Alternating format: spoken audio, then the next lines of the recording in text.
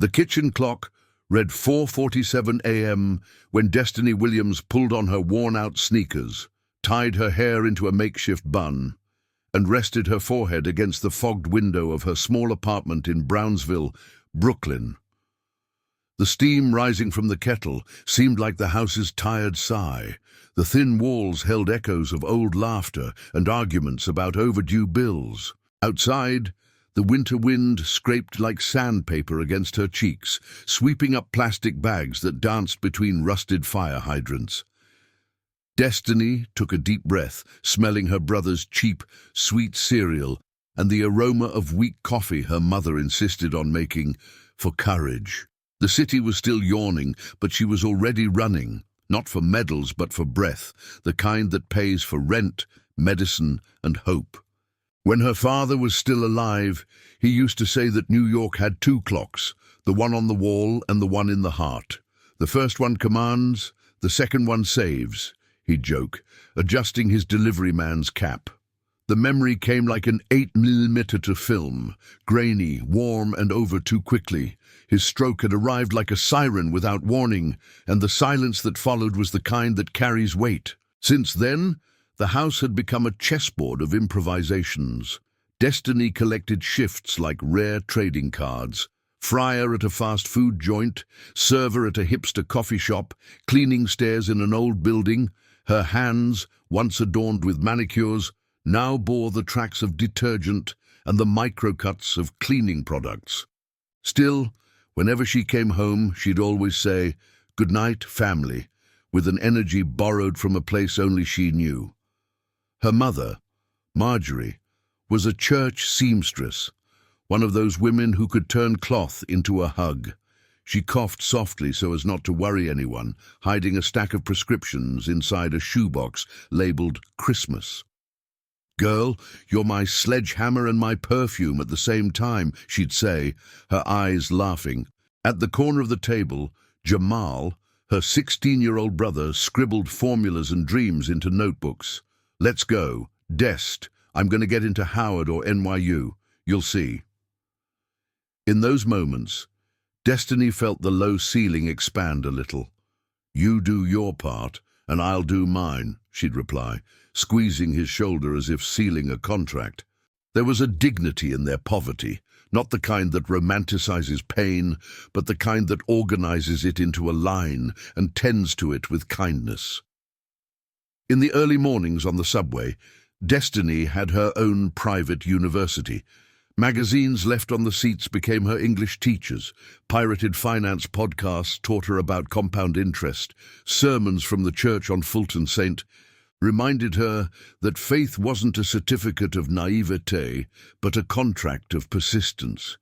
The train swayed, the lights flickered, and she underlined words like equity, healing, and resilience with a borrowed pen, sticking them to her brain like post-it notes for the soul. She compared herself to the old brownstones in the neighborhood, beautiful facades, but inside, old pipes groaning, and yet still standing, stubborn, renting out rooms to survive. The metaphor became fuel, humor, a shield. "If life gives me a mop, I'll make it shine," she'd murmur, laughing to herself. The bills, however, had no sense of humor. They piled up like paper skyscrapers, rent due, gas shut off, an expensive antibiotic. Destiny juggled spreadsheets on her cracked phone, fitting cents together like Tetris pieces that insisted on coming in the wrong shape. On snowy nights, she worked extra shifts cleaning the lobbies of buildings where no one knew her name, just, "Hey, miss." Whenever the urge to cry rose in her throat, she remembered her father. "When the world squeezes you, squeeze back. Just don't let go." And so she squeezed, her pace, the cleaning rag, the future. There were, however, small, clandestine parties of joy. The cinnamon bread from Mr. Rivera's bodega, given on credit, because your mother saved me with the hem of my son's christening pants. The burnt orange sunset that painted the tracks in Canarsie. A text from Jamal. "Aced my calculus test, thanks for reviewing with me." And a crooked emoji. or old Mrs. Ruth from 4B, who asked for help with her groceries and paid with stories from the 70s and advice that smelled of mothballs and wisdom. Brooklyn teaches you, if the world doesn't open doors, you become a locksmith, she'd say. Destiny would laugh, take notes, and keep going. In Destiny's body, fatigue was a permanent guest, but despair never found a bed. What she lacked in money, she made up for in method, a goal for the week, a list for the day, gratitude before sleep. At the living room window, she'd count the stars that barely appeared through the city's glow and ask for just one thing. Give me a chance to breathe without running. The city would answer with horns and sirens, but in that chaotic orchestra, she detected a secret rhythm that said, keep going. And she did. Because, deep down, she wasn't running alone.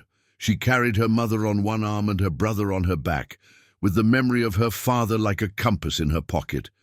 The fourth-floor bell rang with that old-fashioned ding. Destiny wiped her hands on her apron and opened the door. On the other side stood Mrs. Ruth, lilac wool coat, red lipstick a shade brighter than recommended, eyes sparkling with good news. Girl, sit down for a moment. I've brought you one of those opportunities that doesn't knock twice. Ruth pulled a crumpled envelope from her purse. A family on the Upper West Side. They need someone trustworthy to live in and take care of the house and the little one. They pay well with benefits. A dramatic pause. But the boy is quiet, traumatized. The mother passed away. The father, he's complicated. Destiny felt the air shift. The desire to say no and the need to say yes collided in her chest. I'm recommending you, but you need to go see them today. Marjorie coughed from the bedroom. Daughter, when God knocks, we open the door. Destiny grabbed her worn coat, her father's cap, and her usual courage. Ruth added, it's not just cleaning, it's about being a presence. The expensive things in there are fighting with the silence. I know how to listen, Mrs. Ruth. I know you do. Jamal emerged from the kitchen with his backpack on. It's going to be good. Dest, bring back one of those fancy little pastries if you can. I'll bring you the whole college, you goof, she replied, laughing to keep from trembling. She hugged her mother, who smelled of Nivea cream and persistence, and descended the stairs, thinking that some doors feel lighter when you go down with both hands full, one on your purse, the other on your faith. Outside, the cold bit at her skin. Destiny walked down Pitkin Ave to the station, the wind hitting her face as if testing her resolve.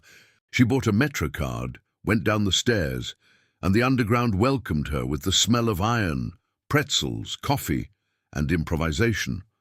The sign read, L to 8th Ave, Manhattan. She boarded the car and held onto the handrail with the same firmness she held onto her dreams. Across from her, a young woman in a nursing uniform dozed off. Beside her, a man read a newspaper with fingerless gloves. And everyone's on their way to save someone, she thought. She pulled a piece of paper from her pocket with underlined words. Resilience, discipline, opportunity. The train departed. The city became a film running in reverse, and she was the protagonist of a script she didn't yet know. Each station was a new chapter. As the map progressed, the storefronts changed from bodegas and braid shops to art galleries and bakeries, with French names. The people changed again too, fewer uniforms, more expensive overcoats.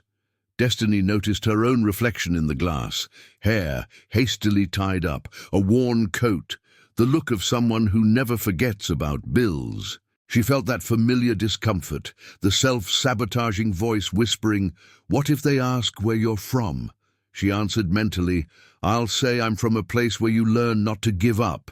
She remembered her father, the heart's clock, Dest, let it guide you. At 72nd Street, she emerged into another New York, trees lined with late amber leaves, sandstone facades as clean as porcelain. The shop windows displayed dresses that cost a semester's rent. The Upper West Side speaks softly and charges dearly. she thought, almost smiling. The address Ruth had written led her to a building with a copper awning, a doorman in an impeccable uniform, and a lobby that looked like a movie set. Destiny clutched the strap of her purse and took a deep breath, smelling imported wax and expensive flowers. In Brownsville, the hall said, "Welcome, but watch your step." Here, it said, "Enter if you belong." The doorman looked up from his logbook. "Good morning. Name and purpose?" "Destiny Williams. Interview for the live-in housekeeper position." The word housekeeper came out more firmly than she expected. He checked a list. "Penthouse. Mrs. Blake is expecting you." The old polished elevator ascended as if sharing secrets.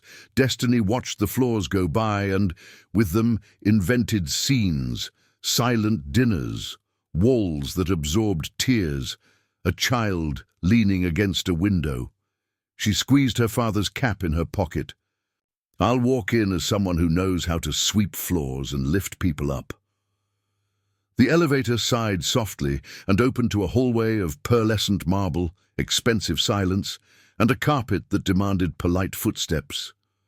Facing the dark wooden door with hardware that gleamed like jewels, Destiny straightened her shoulders. She rang the bell. The sound seemed to take longer than usual to fade. The handle turned, and a woman with silver hair and an elegant posture appeared. Her clear eyes didn't judge. They simply measured with a gentle sweetness. "You must be Destiny." "Yes, ma'am. Thank you for having me." Her voice was steady, but her chest fluttered. The woman opened the door wider. "I'm Lorraine. Please come in. Around here, we close the door to the wind, not to the heart." Destiny stepped inside. The floor reflected her slender figure. The air carried a discreet scent of white flowers. "Breathe," she ordered her own body. "You didn't come here to ask for a favor. You came to offer work and care." In the foyer, Lorraine walked slowly, gesturing to the layout of the home. "It's large, but it suffers from a common ailment around here. Everything is perfect, but there's very little life." They stopped in front of an empty picture frame. "Sometimes pain keeps its silence even from its own memory," Lorraine said, almost to herself. Destiny noticed the closed piano, the toys arranged too neatly on a shelf, the absence of a child's mess. A chill ran down her spine. So much beauty without laughter created an echo. Lorraine studied her gently. "Mrs. Ruth said you have hands that can do and ears that can listen." "I've learned to hear what isn't said," Destiny replied. "Then perhaps you will hear Samuel." The name landed between them like a frightened bird. "He's in his room. But first, I'd like you to meet his father." Lorraine opened the next door, and a scent of leather, coffee, and control met them. "He is a fortress," Lorraine said. "But even fortresses have doors, if you know where to knock." The air changed before Destiny even saw the man. The hallway led to a living room that looked like a magazine spread, slate-grey walls, an electric fireplace flickering like a hologram of warmth, dustless shelves, no family photographs. The perfection was a prison disguised as elegance. Destiny felt that each step on the dense carpet left a mark that vanished too quickly, as if the house wanted to deny her existence. Lorraine stopped and said in a tone between a warning and affection, "He values order, but deep down, order isn't what's missing here." Then he appeared, Matthew Blake, tall, broad shoulders contained in an impeccable graphite-grey suit, his greying brown hair combed back with military discipline. His eyes, a bluish-grey that seemed to reflect shards of ice, swept over her from head to toe. It wasn't a look of curiosity, nor of welcome. It was a scan, a cold measurement. Destiny took a deep breath, remembering her father. "Look into the eyes of those who try to make you small. That's where their fear lives." She stood tall, answering the silence with a short nod. Lorraine broke the tension. "Matthew, this is Destiny Williams. She'll be helping us with the house and—" Matthew interrupted. his low, metallic voice needing no volume to command. If my mother chose her, she must be adequate. He turned quickly to the sideboard, as if he had already decided she deserved no more than a single sentence. Destiny felt the blow, but didn't flinch. "Mr. Blake, I just wanted to say that I will do my best." It was the first crack in the ice. Matthew raised an eyebrow, almost imperceptibly, like someone noticing courage where they expected submission. While Lorraine discussed the details of the work schedule, Destiny observed the environment. The silence wasn't an absence of sound. It was the presence of absence. The piano in the corner seemed to scream for fingers that no longer dared to play it. The air smelled expensive but held no scent of baking, no trace of ordinary life. Every detail spoke of Matthew's obsession with control, but also of a scratching emptiness. Destiny wondered, what kind of home is this where even the memories have been evicted? In her chest, a strange conviction bloomed. Her presence here wouldn't just be a job. It would be a confrontation with the walls, with the ghosts, and with the master of the house. At the end of the introduction, Lorraine suggested, "Matthew, why don't you show Destiny to Samuel's room?" His gaze was a blade. "There's no need. She's here to clean, not to educate." The sentence sounded like a verdict, but Lorraine held her ground. "She will be living here. Samuel needs to see new faces." The silence that followed was a minefield. Destiny remembered Jamal saying, "It's gonna be good, Dest." She looked firmly at Matthew. "Mr. Blake, I'm not here to replace anyone. I just want to help maintain what is important to you." His gaze flickered for a second, as if he had heard something that didn't fit his logic. Without answering, he turned and walked toward the stairs, signaling that the matter was closed. But Destiny saw it. Behind the ice, there was a crack. As Lorraine led her through the hallways, Destiny compared the environment to a frozen art gallery. The pieces were expensive, but they had no life in them. She thought of her own home in Brooklyn, peeling walls, but filled with Jamal's laughter.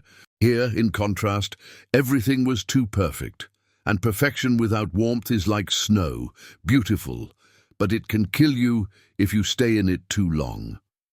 Destiny understood that her mission wouldn't be just to survive the job. It would be to carry something into that cold marble that the entire house rejected: human imperfection. That was what Matthew feared most, and it was exactly what Samuel needed most. Before going up to see the boys' room, Destiny felt Matthew's eyes on her from the top of the stairs. He watched, arms crossed, like a judge in his private courtroom. The contrast between their two worlds was stark. On one side, the millionaire who wore silence like armor. On the other, the young woman who carried her scars like invisible medals. A clash was inevitable. And in that brief exchange of glances, Destiny realized it wasn't just Samuel who was trapped. His father was too. The hallway to Samuel's room seemed to stretch on, like in those dreams where the door never gets closer. The wooden floor creaked softly, and the late afternoon light streamed through the high windows, cutting golden strips on the wall. Lorraine walked ahead with the steps of someone trying not to startle a wounded bird. "He likes to stay by the window," she whispered. "Sometimes for hours." Destiny ran her palm over her coat, exhaled to blow away the candles of her anxiety, and nodded. As she pushed the doorknob, she caught a nearly imperceptible scent of lavender and new paper, as if the room itself was asking for both silence and a promise. The room was too beautiful for a 4-year-old boy. The shelves lined up stuffed animals by size. Chrome toy cars were queued up with wheels that had never seen dust. A rocking horse gleamed like a sculpture. The plush grey carpet looked like a cloud without footprints. Everything was impeccable. Everything was waiting. By the window, a small figure, tousled light blonde hair, a sweater too big at the cuffs, blue socks that didn't touch the floor. Samuel was hugging a cloth rabbit, its ears worn from touch, and his gaze was fixed somewhere beyond the park, as if looking for someone who had turned a corner and never come back. Destiny stood at the threshold, as still as he was. She remembered the tips she'd read in crumpled magazines on the subway.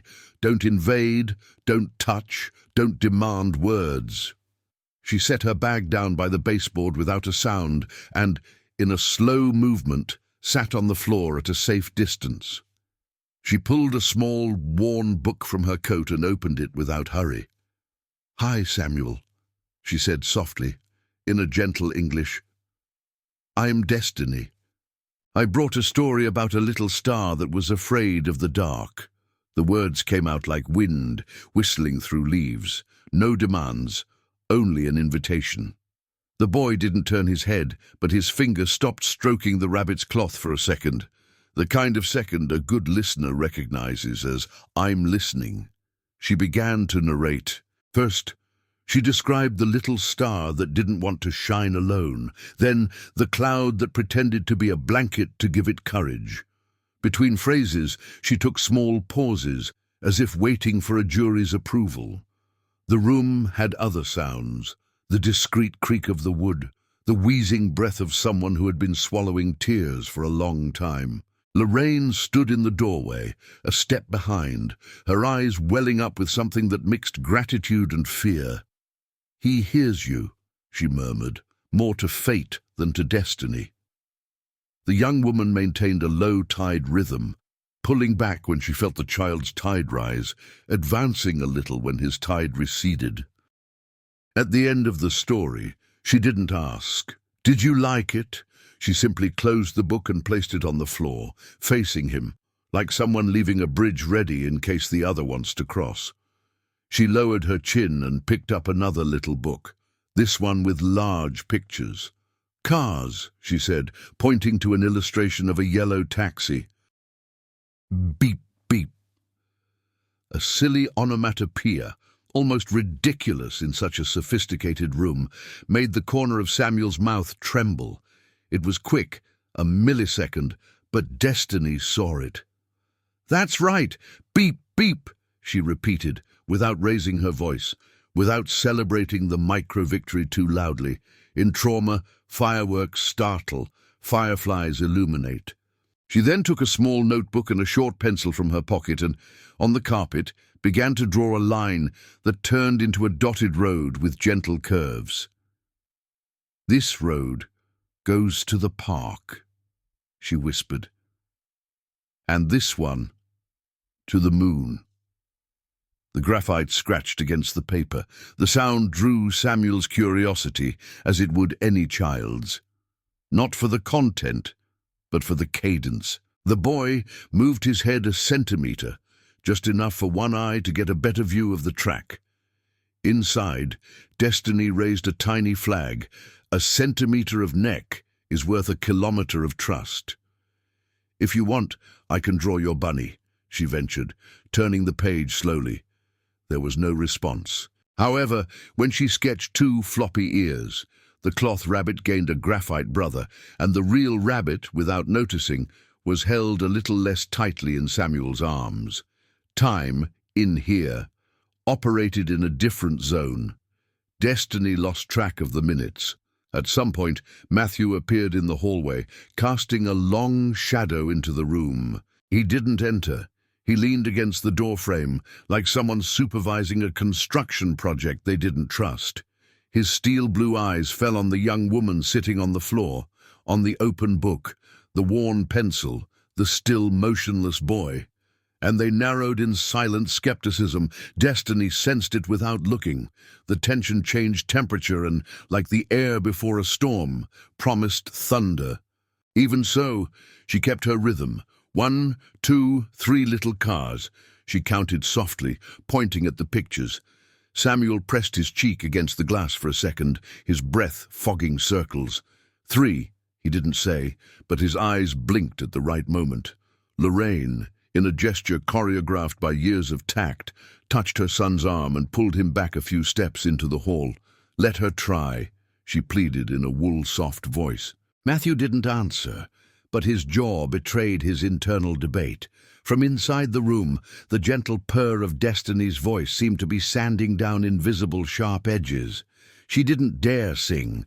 She remembered what she'd read about triggers, but she made music with her speech, with the repetition of calming sounds, with silences that held space. Slowly, the cloth rabbit moved from Samuel's chest to his lap. It wasn't a hug. It was rest. That bunny looks brave," she ventured, and drew a tiny crown on the graphite rabbit.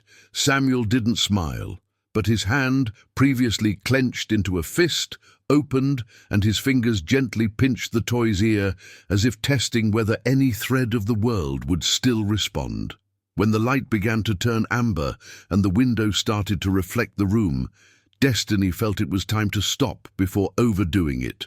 She closed the notebook carefully, placed the pencil beside it like someone returning a tool to a workbench, and said, "I'll be back later, okay? Same story, same road."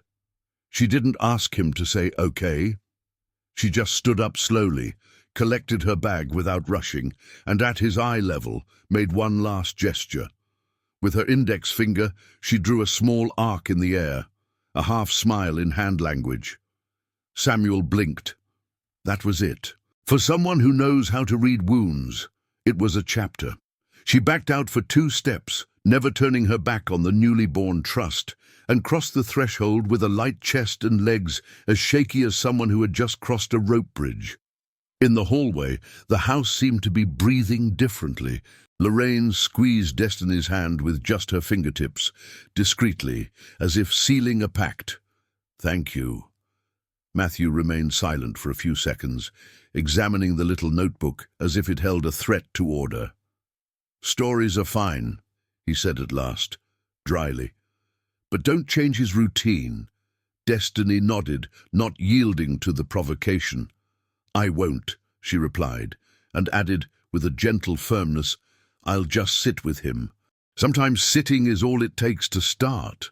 Matthew's blade-like gaze met hers and found stone. It didn't draw blood, but it understood. This young woman wasn't here to compete. She was here to stay. At the end of that afternoon, when she closed the door to the small room that would be hers, Destiny leaned her forehead against the cool wood and allowed herself a long sigh. She had drawn a road on paper, but deep down, she knew she had sketched another one in the air between 2 islands, hers and Samuel's. A narrow, suspended road, yes, but one with steel cables called patience. Outside, the day was fading slowly. Inside, something like hope was lighting up.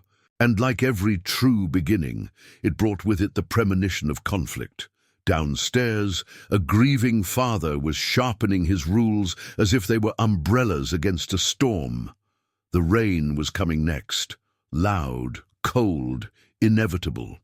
It was time to find out if the newly drawn road could withstand the wind.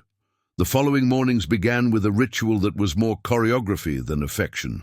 At 6 a.m. sharp, Destiny would cross the gleaming kitchen floor, where even the clock seemed to whisper its ticks. On the counter, a leather binder lay open, house manual, with colored tabs and instructions that read like condominium bylaws. Approved brands of soap, the dishwasher's eco mode, the oven temperature for sugar-free waffles, Samuel's nap times scheduled like flight departures. She scanned the pages slowly, absorbing the rigidity like someone learning to breathe underwater. Beside it, post-it notes in a firm hand: "Do not alter the menu." "No music before 5 p.m. "No visitors allowed."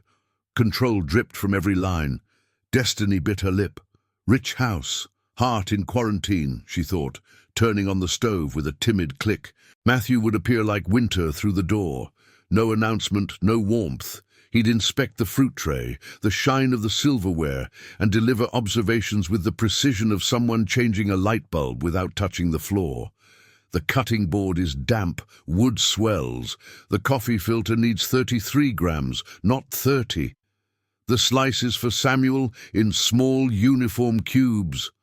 The word uniform resonated like a march. Destiny would nod and comply, not out of submission, but strategy. In a storm, you position the boat before raising the sail. Still, with every correct this, a pang, memories of her father teaching her to fry eggs in a crooked pan, laughing at the improvisation. Here, improvisation was a sin, perfection, a right. In Samuel's room, the surveillance continued. If Destiny held the book 2 centimeters further out, Matthew would appear in the doorway, his jaw tense. 30 minutes is enough. If she whispered an onomatopoeia, he would frown, as if syllables were drawing cracks in the marble. No songs, leave it to the doctors. That was his mantra, leave it to the doctors, as if love were a licensed procedure. One day, while reading Goodnight Moon, she allowed herself a gentle shh. Samuel's eyes blinked. Matthew's sharpened. Don't confuse calm with stimulation, he cut in. Destiny suppressed the urge to respond with a fiery retort. She breathed, "Okay," and took half a step back, not out of fear, but to gain ground for the next advance. The juice incident seemed rehearsed for tragedy. A Saturday afternoon, low light, Samuel on the rug with his rabbit, a glass of orange juice on the side table, a bump of a knee, the glass tipped, a puddle spread like a map. The silence grew heavy before the shout. Matthew entered like thunder. "Samuel, how many times have I told you this is not a place for messes?" The voice ricocheted off the walls. The boy shrank in on himself, an automatic gesture of someone expecting a storm. His small shoulders became a shelter. Destiny moved forward on instinct, but a blade-like glare stopped her inches away. No heroics. Samuel's tears came quietly, almost without sound, which made them cut deeper. Destiny knelt slowly, wiped up the juice with a cloth, and, without touching the boy, placed her open hand on the rug, a gesture of, "I'm here," without invading. On Matthew's face, anger and fear danced an old duel. That night, her exhaustion felt heavier. In her small room at the end of the hall, Destiny sat on the edge of her narrow bed and called home. Marjorie's voice came through, staticky like a radio, soft but firm. "Daughter, patience is a velvet hammer. It can bring down a wall without breaking everything." Jamal got on the line, laughing at his own cough. "Dest, you're clutch. You play ugly, but you win."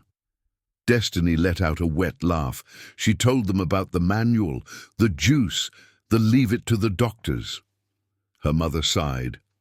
"A man in pain becomes a wartime guard.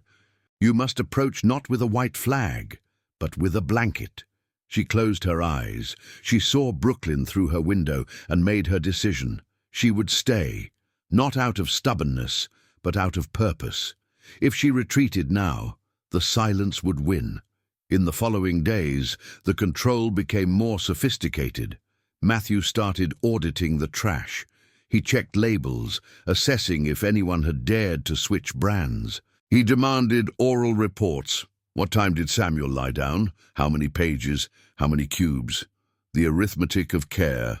Lorraine, a witness to old snows, intervened when she could. Matthew, fewer numbers. He would reply with an impatient "Mom." That sounded more like "Don't open that wound." Destiny adapted like water.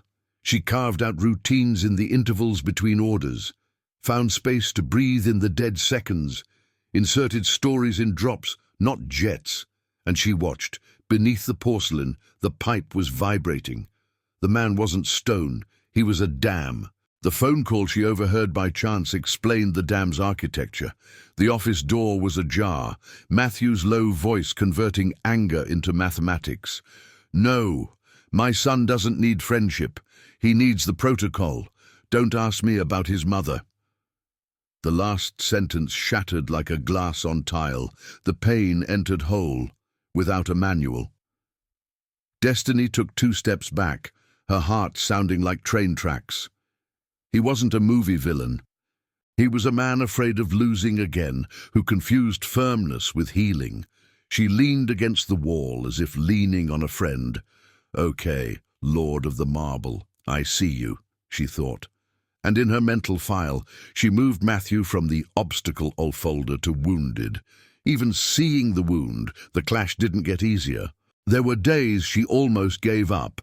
The measuring, diminishing stare, the don't complicate things, the no music, the I decide. The body resigns when the soul takes too many hits.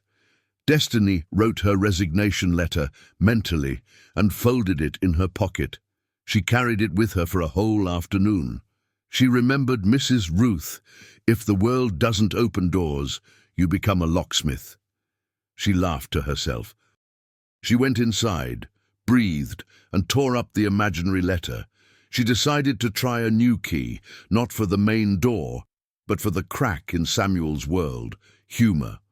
A child's humor doesn't ask grief for permission, it just happens. The next day, the house woke to a light rain drawing veins on the glass. Destiny organized the kitchen according to the codex and, in the inner pocket of her coat, hid a secret she'd bought at a thrift store. A green puppet, a silly little dinosaur with uneven eyes. It wasn't protocol, it wasn't in the manual, it wasn't approved. It was a matchstick.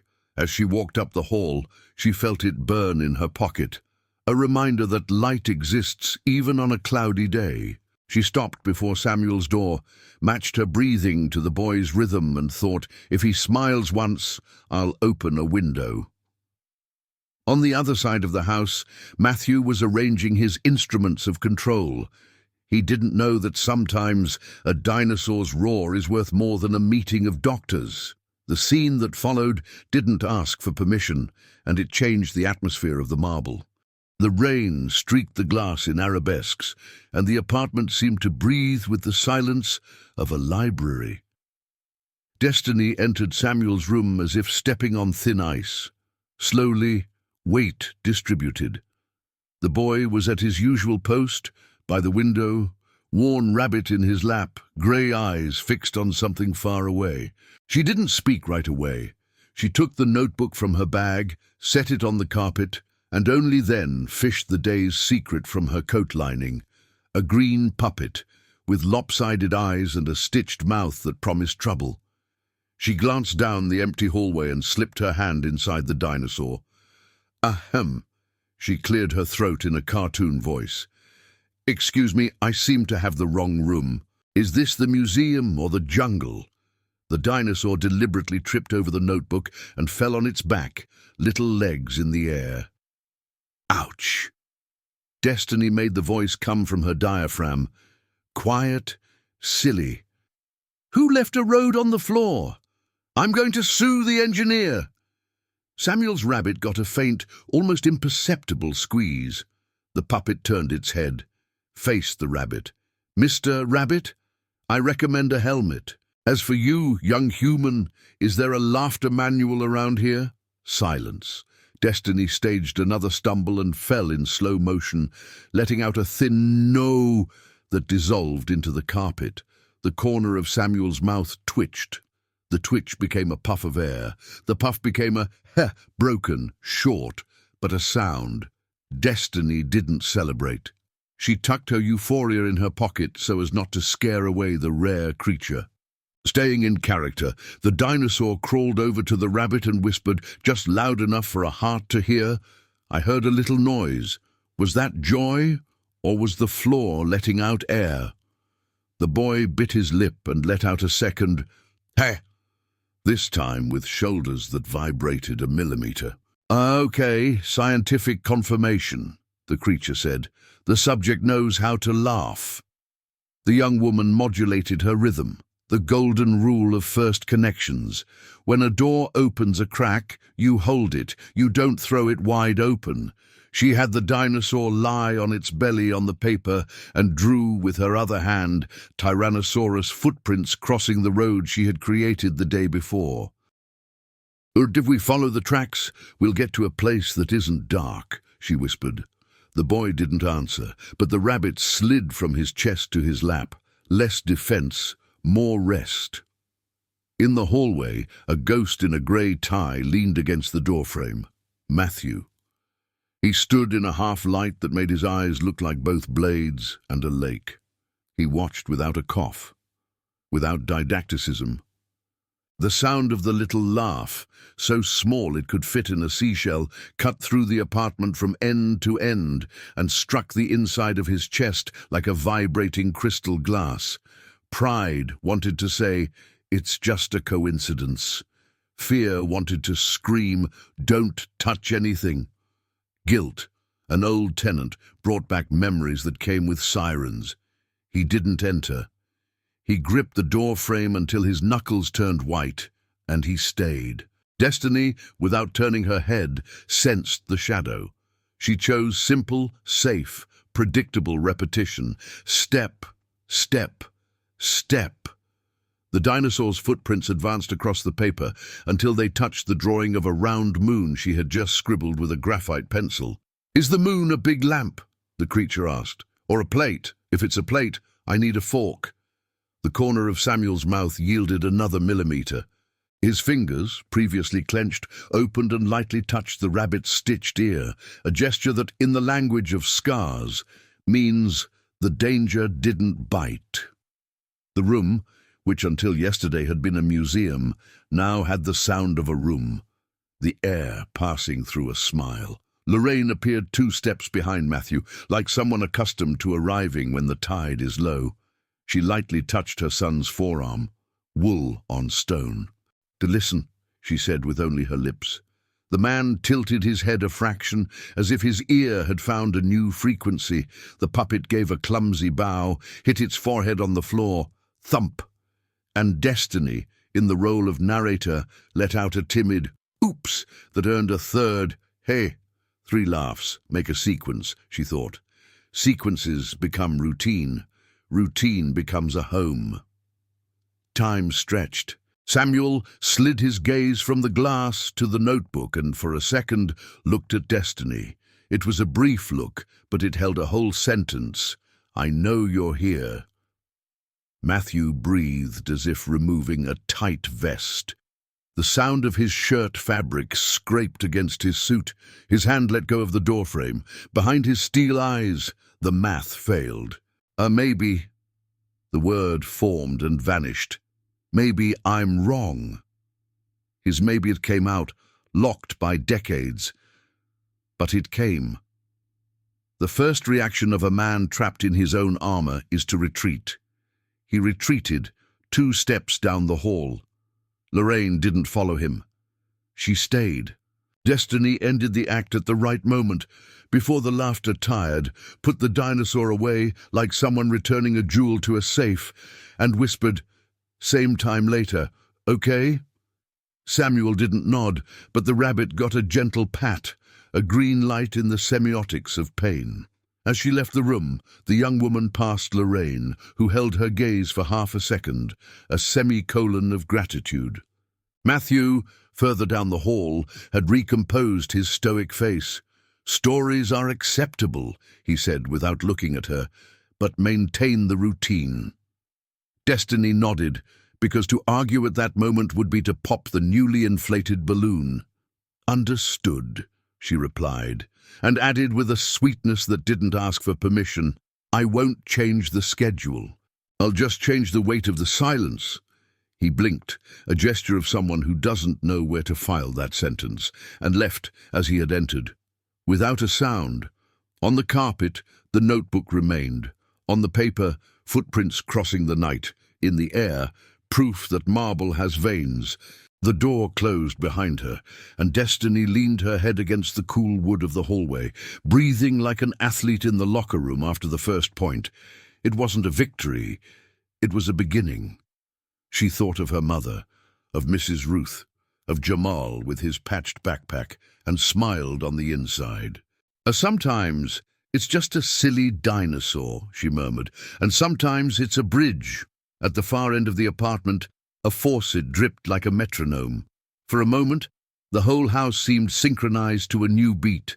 The laugh of a boy who, for 3 notes, had forgotten his fear.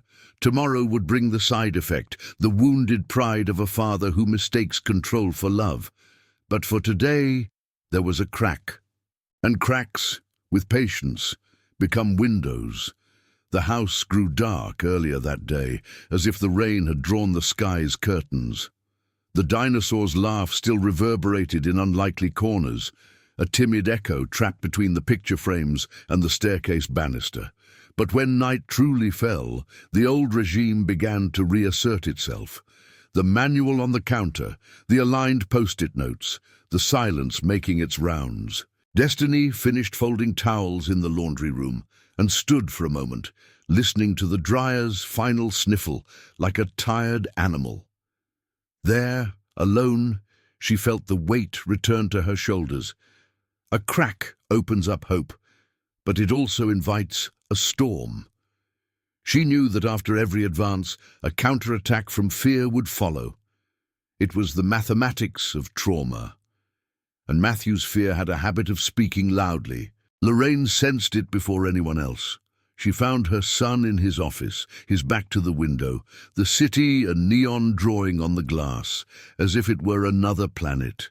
He was holding his phone without calling anyone, just to have something to grip. "You heard it, Matthew," she said, her voice like warm wool that doesn't suffocate. 3 laughs. 3. He replied without turning. It was a fluke. Overstimulation creates dependency. The routine holds our pieces together. Lorraine took a deep breath, walked until she was 2 steps away, a mother's distance, who knows the minefield, and placed the leather-bound book on his desk. Routine holds a cup. People hold a child. And you've been afraid of people ever since Anna left. The name came out whole, without euphemism. He closed his eyes as if hit by a bright light. The silence that followed was that of an impending collapse. "I lost everything that night, Mom," he finally said, his voice breaking where his chest hides the siren. "And I didn't see it. I didn't see the car. I didn't see the blood. I didn't see my own son freeze. I was there and I wasn't. I failed." Lorraine moved a step closer, her palm flat on his shoulder. "You didn't fail at love. You've been failing at fear." He pulled his shoulder back as if protecting a wound. "If I relax, I'll lose again." His mother didn't back down. "If you harden any more, you'll lose him now." Matthew swallowed hard, his jaw a map of tension. The word now hung in the air, too big to ignore. For the first time in a long time, he nodded, not a surrendered yes, but a tired one from someone who knows the dam is cracked. Later, when the hallway felt like a church and the lights were at half-mast, Matthew stopped in front of Destiny's small room.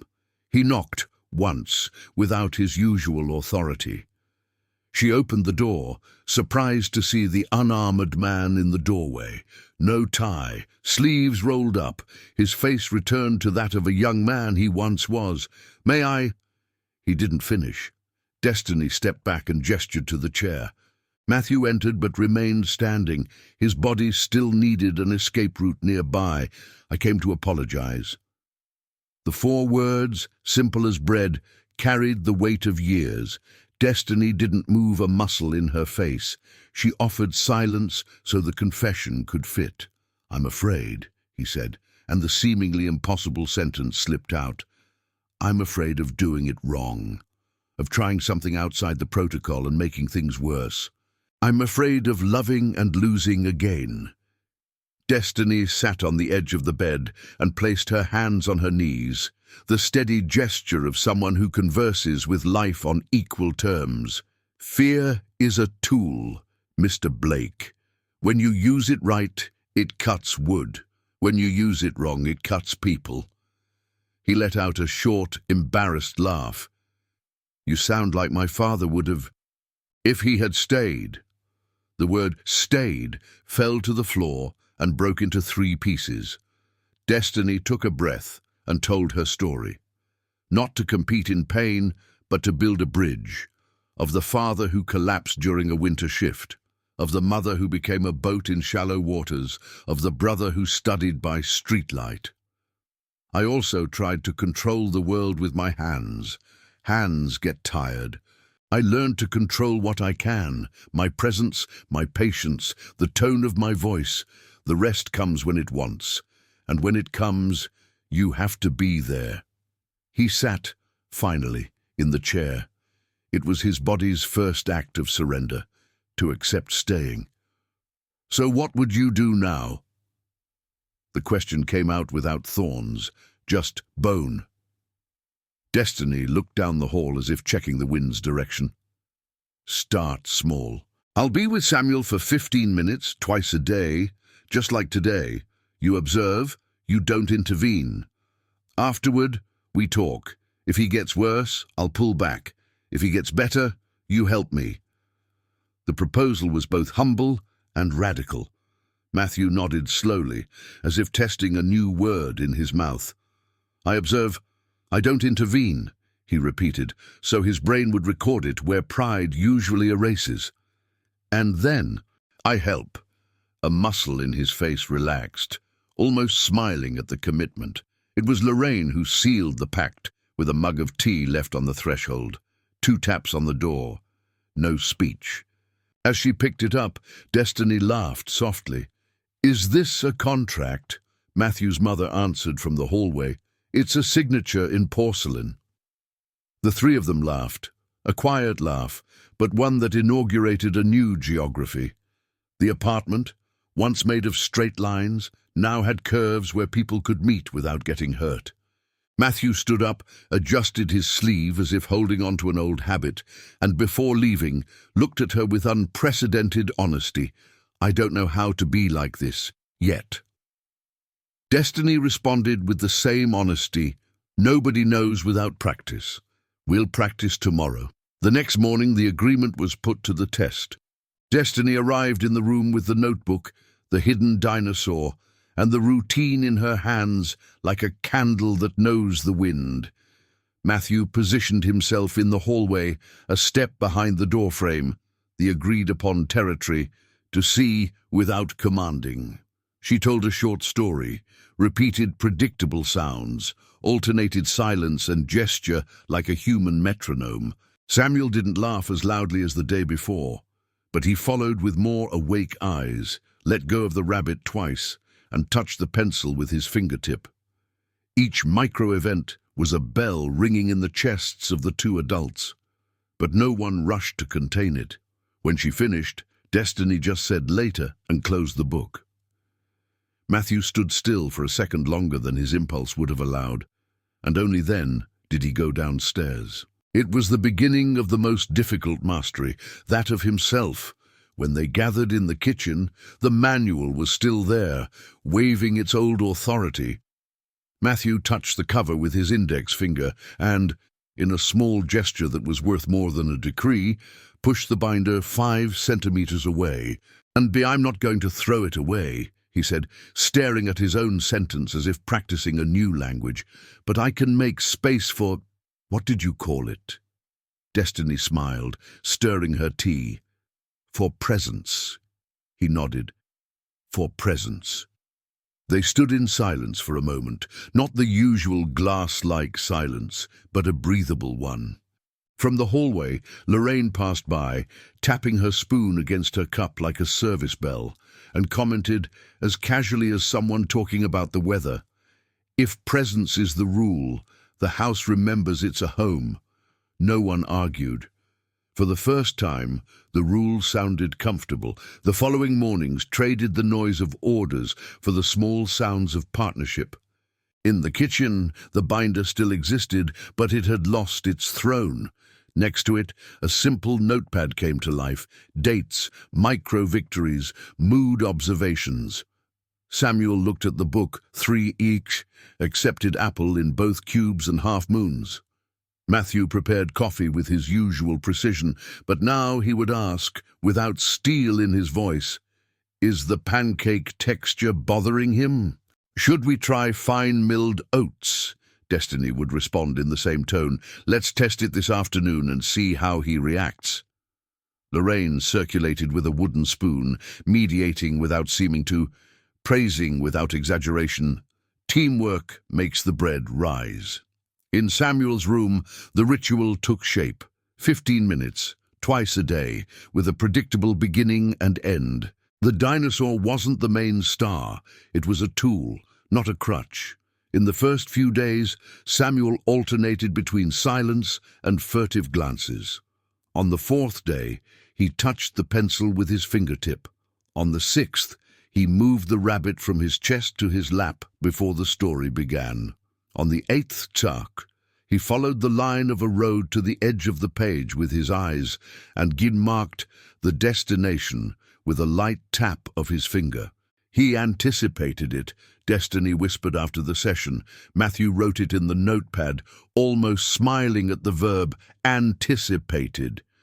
The act of writing instead of inspecting was becoming his new addiction. At the end of the mornings, the trio would test hallway adventures.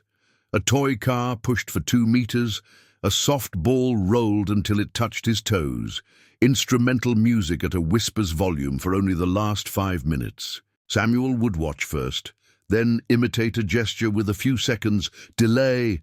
Delay is a response, Destiny would remind them, and Matthew would repeat it, training his ears to hear progress where he once only counted performance. Each afternoon brought a fine adjustment, indirect light, fewer visual stimuli, more predictability. The boy seemed to take longer breaths, like someone relearning the rhythm of the house along with the house itself. There were stumbles. In one session, the dinosaur's antics went a bit too far, and Samuel froze. His gaze went blank. The rabbit shot up to his chest, his breathing shortened. Destiny immediately pulled back. She put the puppet away, lowered her chin, and sat with him in silence. Matthew, in the hallway, gripped the doorframe. The old impulse to intervene growled. This time he contained it. 15 long seconds later, Samuel exhaled and lowered the rabbit a few inches. The session ended without fixing it, without forcing a good ending. In the kitchen, Matthew commented in a near whisper, "I managed not to do anything." Lorraine filled his cup with tea and sealed it. Sometimes not doing anything is doing everything right. The first word came in a mundane moment, late afternoon, yellow light. Legos scattered like discreet confetti on the living room rug. Destiny drew a bridge and said, "Bridge." Matthew, from the couch, reinforced softly, "Bridge." Samuel repeated something between BR and Deej, so quiet it would have been easy to miss. No one cheered. Destiny repeated the word once, touching the drawing with her nail, and ended with, "Later." In the notepad, Matthew wrote, "Bar Dij, bridge," and drew a small line between 2 banks. When Lorraine saw it, she gently squeezed her son's shoulder, a gesture that said, "You're learning to listen." Over the days, the apartment's smell and sound changed. The citrus disinfectant gave way to baking bread. The gleaming echo of the marble was cushioned by a rug laid out for story time. The manual wasn't thrown away. It became a reference for safety, not affection. Matthew started appearing in sessions as an assistant. He'd stick a post-it with the word of the day, cut the apple into the agreed-upon pattern, adjust the curtain to the same opening every day. Predictability that calmed without imprisoning. One afternoon, upon seeing Samuel place the rabbit beside him to better participate in the story, he let slip a "good job, son," that sounded new in the house, like a missing note in a scale. Then came the night of the blackout. A distant thunderclap, another one closer, the city darkening at the edges. The rain grew heavier, and suddenly a sharp pop cut the constant hum of the house. Darkness. Samuel stiffened like a taut rope. Destiny reacted in the same second. "I'm here." Her voice became a guide rope. Matthew turned on his phone's flashlight, but the harsh beam startled the boy. He adjusted it to the lowest setting and covered the front with his hand, creating a soft halo.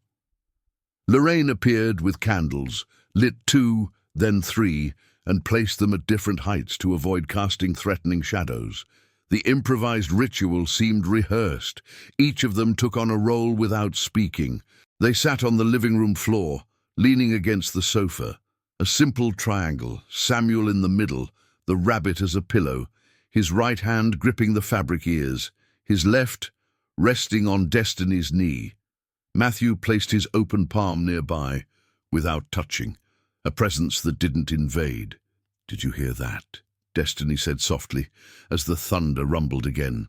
"It sounds like a very, very big truck," Matthew joined the game, "or a giant drum."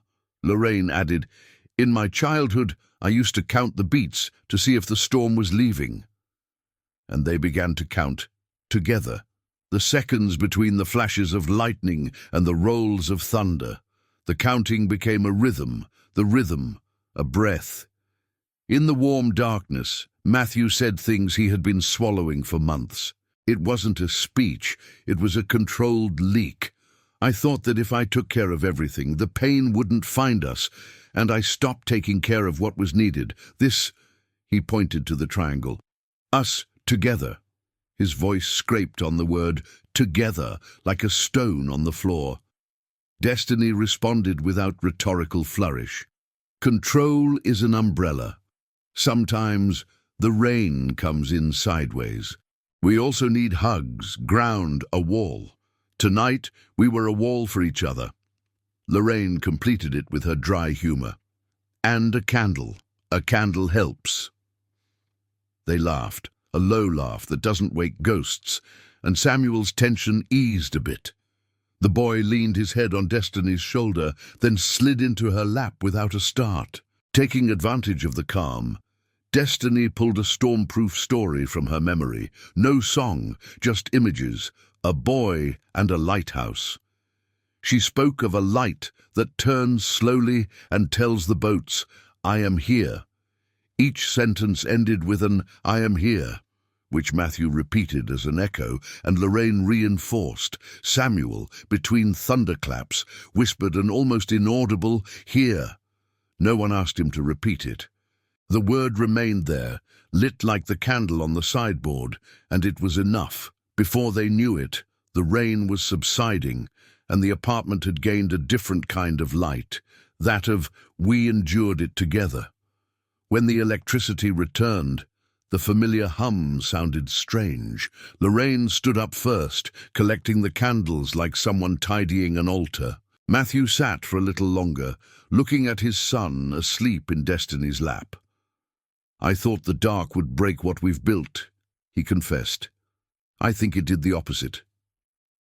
Destiny adjusted Samuel slowly, without moving from her spot, and nodded. A path tested in the rain becomes a real path. He took a deep breath, staring at the ceiling, as if seeing his own beliefs projected and slowly redrawn. The next morning, the routine incorporated what the night had taught: a storm protocol in the notepad, candles at different heights, flashlight with a halo, count between flashes and sound, lighthouse story. Matthew wrote with a firm hand, underlined "I am here," and without realizing it, inaugurated a new chapter of the manual, a chapter that spoke less of brands and more of people. Destiny, beside him, drew a small lighthouse in the margin of the page.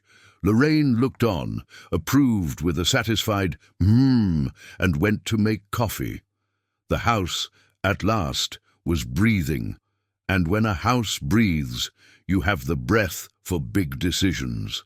The morning after the blackout, the kitchen smelled of fresh toast, and the house had the calm of streets after a rain. The notepad lay next to the manual, with the lighthouse Destiny had drawn in the margin. She traced the graphite with her finger, as if confirming a true north, and down, with the same serenity she used to announce story time, placed 3 printed sheets on the table, the website of a therapeutic center outside of New York, photos of music rooms, padded ramps, therapy dogs with their tongues out. "Matthew, Lorraine, I want to propose a bigger step," she said, placing the papers where the morning sun cast a strip of light. "They work with music, animals, and movement, with a predictable routine. In Seattle, it's far, I know, but maybe it's the bridge we're missing." The word bridge lit up the memory of the Lego drawing from the night before in everyone's mind. Samuel, in his high chair, drummed his fingers on the tray, an uncertain but attentive rhythm. Matthew read in silence, his jaw set. Fear and method duelled behind his eyes.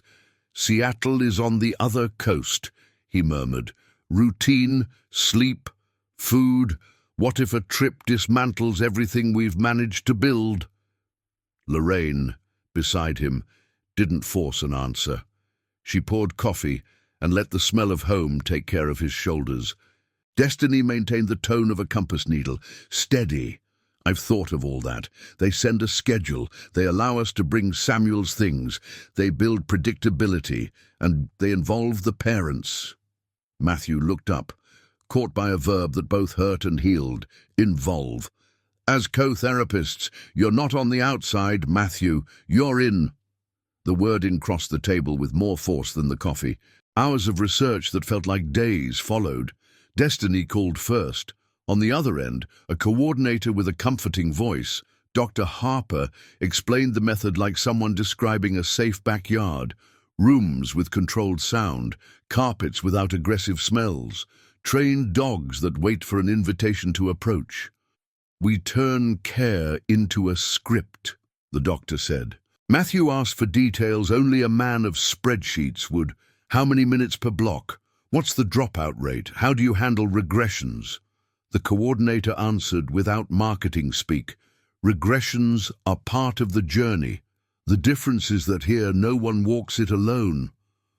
Before hanging up, she asked for a short video of Samuel with his favorite objects and suggested a travel rehearsal at home. Lorraine noted everything in a round script in the same notepad that had once measured apple cubes.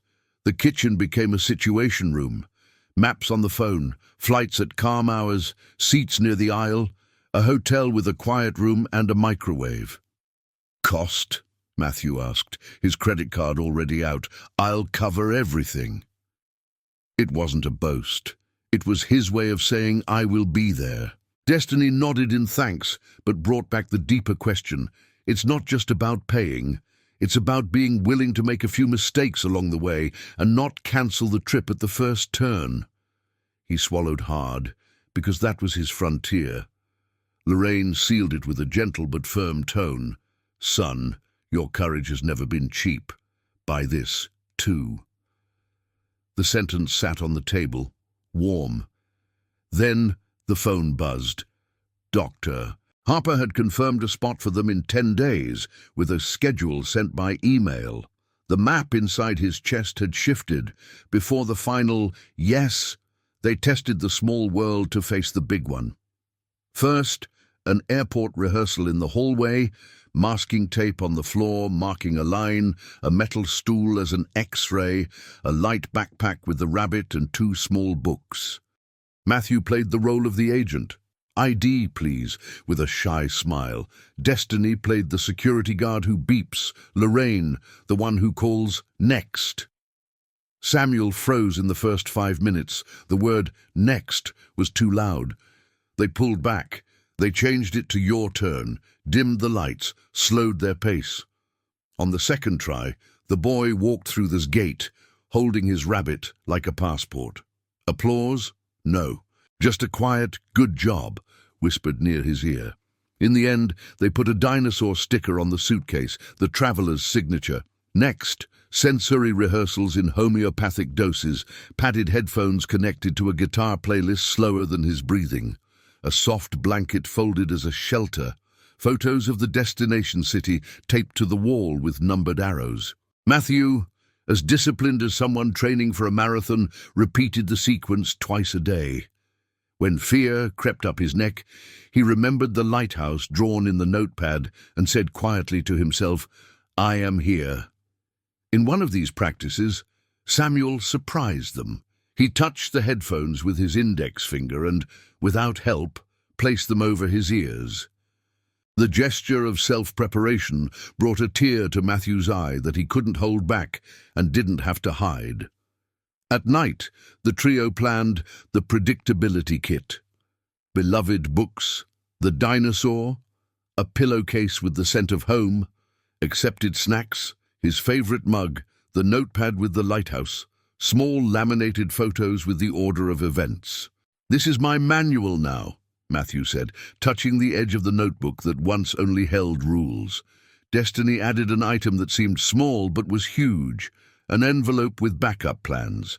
If the plane is delayed, if the hotel is noisy, alternatives that won't undo us.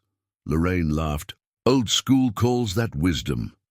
And, as if sewing a charm, she placed a lavender sachet in the backpack. The day of the full-throated yes arrived. The kitchen tasted of decision. Samuel drummed on the tabletop with a rhythm they all now recognized, curious, not scared. "So, shall we?" Destiny asked, without fanfare. Matthew took a breath, looked from one to the other, and declared, "We'll go together." The word together wasn't an adornment. It was a pact. He extended his hand, not to shake, but to share the weight, and Destiny placed hers on top with the firmness of someone holding a rope at the edge of a bridge. Lorraine, without speeches, laid hers over theirs. 3 hands guide better than one. The silence that followed wasn't empty. It was space for courage to settle in. The following days became a soulful countdown. They confirmed morning flights, notified the building about their absence, asked the doorman to collect their mail, and arranged for Mrs. Ruth to water the plant on their balcony. A packing rehearsal on the living room floor turned into a game. Samuel chose his rocket ship t-shirt for the trip. Matthew labeled everything with a permanent marker. Destiny had the boy try on the clothes to avoid any texture surprises. For the final practice, they made a sofa airplane, pillows in rows, an improvised seatbelt, a takeoff, counted down from 10, the engine noise made by Matthew, who laughed at himself, and the lighthouse story as an in-flight instruction. When it was time for the seatbelt, Samuel raised his arms without freezing, a small gesture, a huge victory. The night before, the apartment rested with the dignity of one saying goodbye to return better. Lorraine left notes around the house, and Matthew did something he'd never done before. He took the manual from the counter, stored it on a high shelf, and in its place opened the notepad to the lighthouse page. "Flight plan," he wrote at the top. Destiny, her coat already in hand, glanced down the hallway, sniffed the air, and memorized her home to carry it in her pocket. "We'll come back with new stories," she said softly, and it wasn't a figure of speech. It was a work plan. Samuel fell asleep smiling, his rabbit as a pillow and the headphones around his neck like a necklace. The day dawned a greyish blue, with that New York wind that seems to sweep decisions out the door and ask, "Are you sure about this?" In the hall, the small suitcase had a dinosaur sticker. Samuel's backpack carried the rabbit, the pillowcase with the scent of home, and the notepad with the lighthouse drawing. "Flight plan," Matthew repeated, more to calm himself than to confirm the logistics.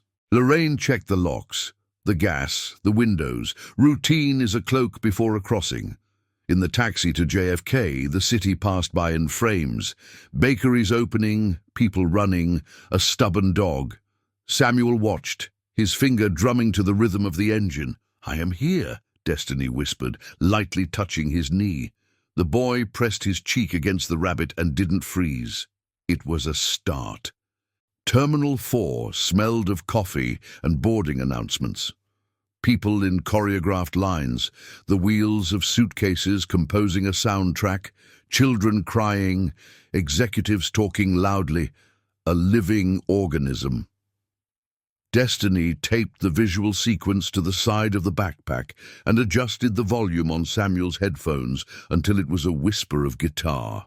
"Your turn," Matthew said in the security line, testing the verb he had learned to prefer over next.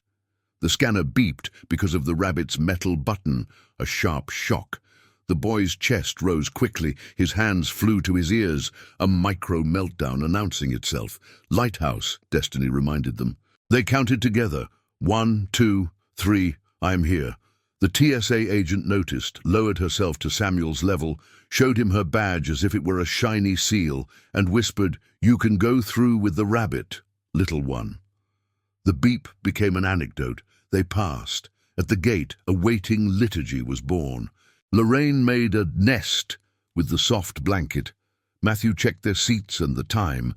Destiny laid out a mini-rug on the floor for the Lego pieces and the notebook. No glowing screens, no random stimuli. Predictability, pauses, micro-games. A family nearby was playing Count the Airplanes, and Samuel, unprompted, raised his index finger with each takeoff.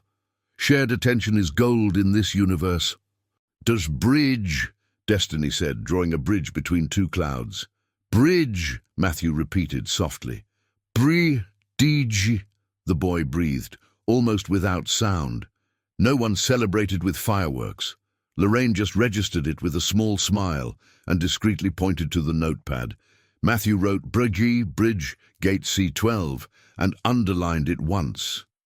Boarding was the second test. Destiny and Matthew formed a soft human barrier. They didn't rush, they protected. In the jet bridge, that airplane smell emerged. Samuel wrinkled his nose but kept his headphones on. Seats 17C, 17D, 17E, triangle ready. "Seatbelt," Destiny said, and the boy raised his arms, a gesture that seems like nothing and is everything. On takeoff, the roar intensified. So did Matthew's heart. He looked out the window and saw the city shrinking, just like on that day he preferred to forget. "I'm scared," he confessed quietly, barely moving his lips. "Good," Destiny replied, squeezing his hand for 2 measured seconds. "Fear sitting next to us is just a passenger. Presence is the pilot." The plane leveled off, and her words settled with it. At cruising altitude, the cabin was lit like a movie theater. Ear pressure. Orange segments, a theatrical yawn from Matthew, a straw to play whale, rehearsed tricks. Brief turbulence shook the cups, and the boy clutched his rabbit. Matthew was about to say, "It's nothing," but he had learned. He replaced it with something concrete. "They're air pockets. The pilot has seen plenty." Lorraine, with her dry humor, added, "And I've seen even more." They laughed discreetly. Samuel let out a breath. Destiny then told a pocket-sized version of the lighthouse story and stopped before the calm became dependency. When the captain announced, "Beginning our descent," no one cheered. They just exchanged a look of teamwork. Seattle greeted them with horizontal rain and the smell of pine. The therapeutic center was about 20 minutes away, in an area with tall trees and a light wood structure, huge windows, and the light of an eternal morning.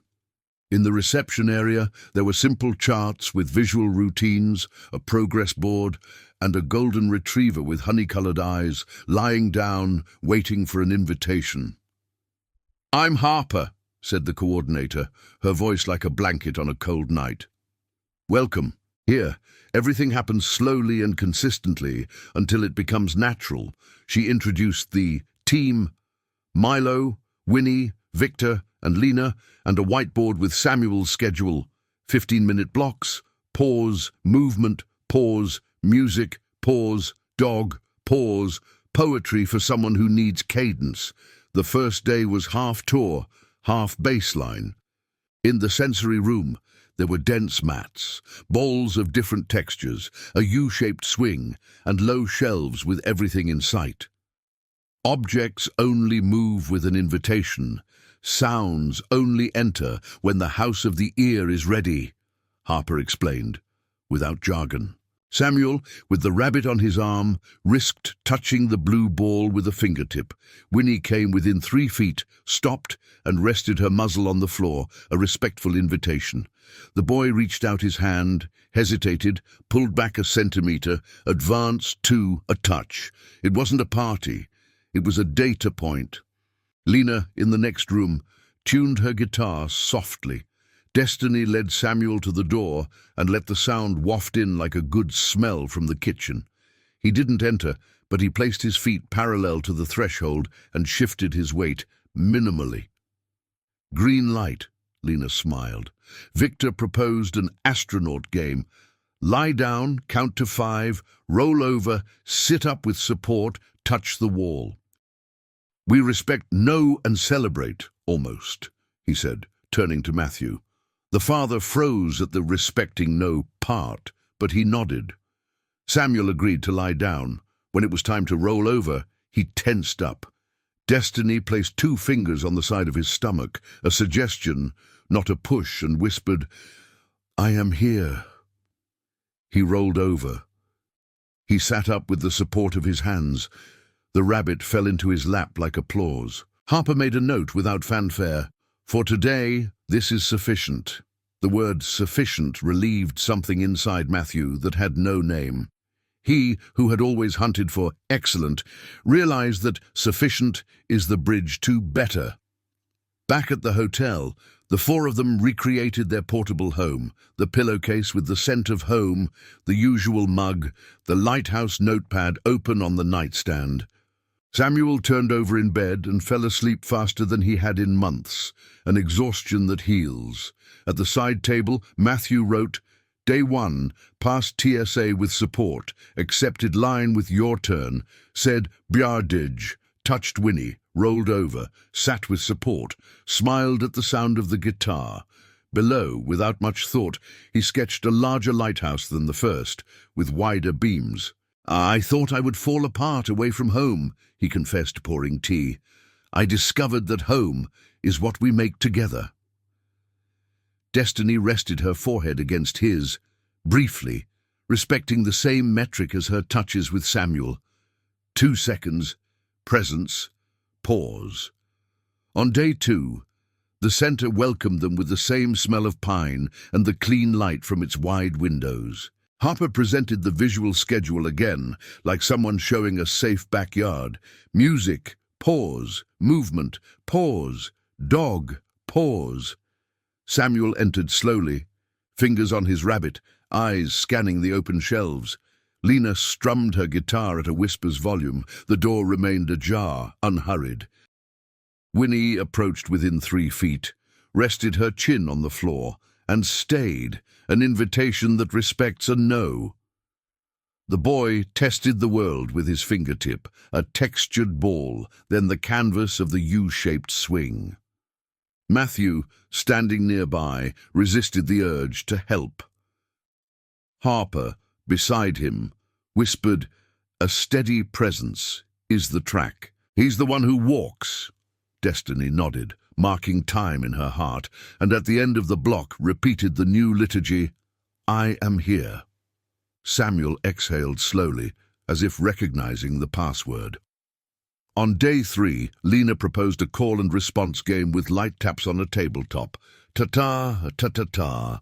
Samuel, still from the doorway, returned a timid ta with his index finger. Lena drew a sound bridge, ma. Over 2 neighboring notes, the syllable landed like a small bird.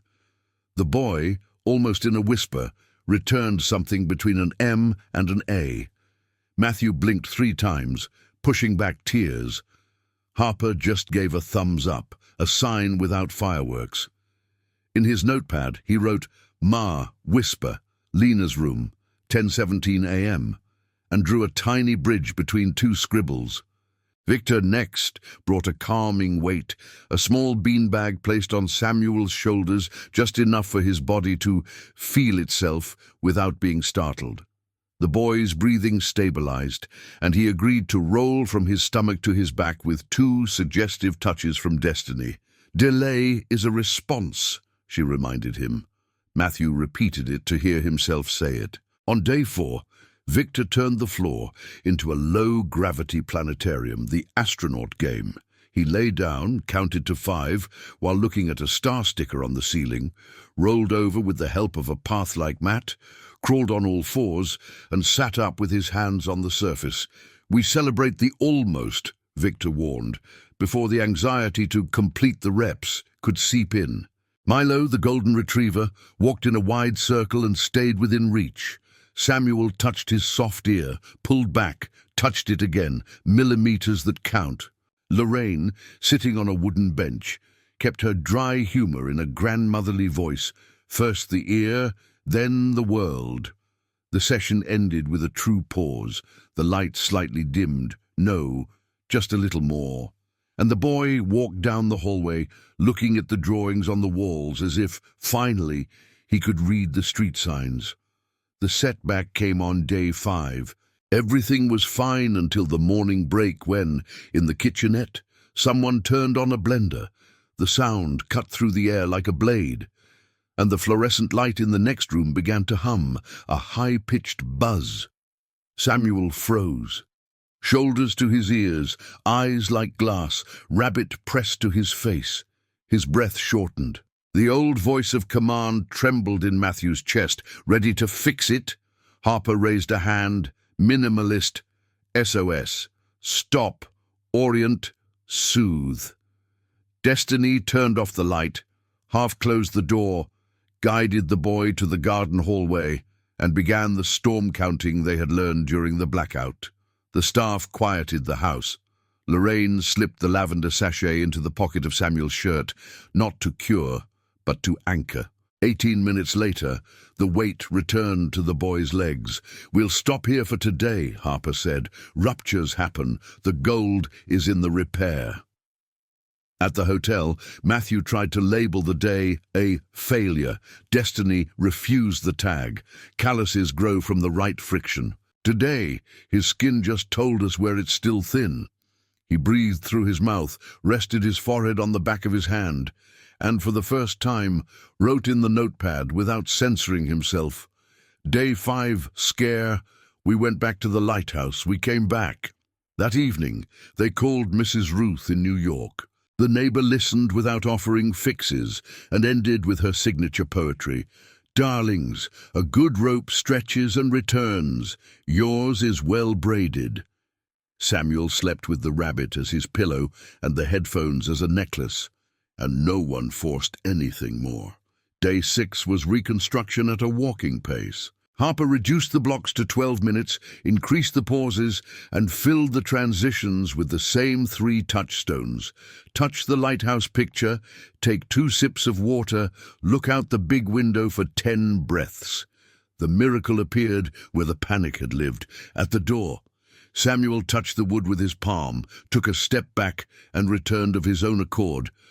Victor drew a white line on the floor, and the boy stood on it, rocking from heel to toe, measuring his body against the world. Matthew, beside him, learned a new tool, a deep humming, a single note that vibrated in his chest like a calm engine. Samuel rested his hand on his father's knee, and the tension dropped a level. Co-regulation, Destiny named it silently, just for herself. On day 7, what no one had pushed for was therefore able to bloom, the rabbit's hand. Winnie approached the same spot as always, her ears down. Samuel looked at his rabbit, looked at the little dog, looked at Destiny. He placed the rabbit beside him, not far, within reach, and extended his free hand. He touched her muzzle, felt her warm breath, and smiled with half the corner of his mouth. Matthew almost applauded. He held back. Destiny chose the small phrase that fit. "I see you choosing." Harper discreetly drew an open hand on the progress chart. At the end of the day, they celebrated like a family that had learned to dose stimulation, a small hot chocolate in a quiet cafe, rain slanting against the glass. "I'm still afraid," Matthew admitted, blowing on the steam. "But today, it's not in charge." Lorraine toasted with her teacup. "That's what you call adult progress." Day 8 stacked the blocks with confidence, routine becoming muscle. Lena introduced a 2-note interval that sounded like a dialogue. Samuel responded with a whispered ba and then da. Dog. Matthew risked, amused by the ambiguity. The boy pointed to Winnie and repeated da more firmly. "Adil, let's log it as an open sound," Harper suggested, teaching the father to love categories that don't harm spontaneity. Victor's, in turn, escalated the astronaut to a half kneel with support on a low bench, a 500-gram weight on his ankle. 5, 4, 3, 2, pause. They counted together, in no rush for one. On day 9 there was a gentler stumble. A supply cart bumped against the wall, a sharp sound. Samuel flinched but looked first at Destiny and only then at the door. The instinct to seek a safe harbor before escaping is a map of trust. 3 breaths, and I am here. And he returned to the round mat, touched the blue ball, and initiated the roll from his belly to all 4s on his own. Victor didn't even touch him. He just brought his hand close like an invisible rail. Lena, in the next room, stopped the music 2 seconds before the end. When she resumed, Samuel didn't break. Flexibility is the opposite of control, not of safety, Harper whispered to Matthew, who smiled, half sad, half grateful, understanding late, but in time. On day 10, the center set a stage for simple things that become epic. 2 sturdy benches, a soft elastic band between them, a low stool to support his knee, the beanbag on his shoulders, a lighthouse card taped at eye level. Victor modeled the movement with his own body, slow, exaggerated, support, breathe, knee, breathe, foot, breathe, stand. Destiny stood to his left, Matthew to his right, Lorraine with her hands on her chest, holding time. Samuel brought his knee to the stool, his torso wavered, the beanbag told his body where it was. His foot searched for the ground and found it, his back knee trembled, his ankle held. And then it happened. He stood up, no hands, no rush, for 3 whole seconds, looking at the lighthouse. No one shouted. Victor counted softly. 1, 2, 3. Samuel smiled from his own axis and sat down, as if to say, I know where it is now. Harper simply wrote on the board, standing 3s by choice. They went out into the cold air with slow steps, the world outside breathing in sync with the one inside. At the corner bakery, the smell of warm bread and cinnamon deflected the wind. Matthew opened the notepad and, in a script that seemed different, wrote in all caps, stood up 3s, looking at the lighthouse. Beside it, he drew a taller lighthouse with wider beams. I thought fear and pride couldn't fit together, he said, stirring his tea. And today they sat in the same chair. Destiny rested her shoulder against his. 2 seconds. Presence. Pause.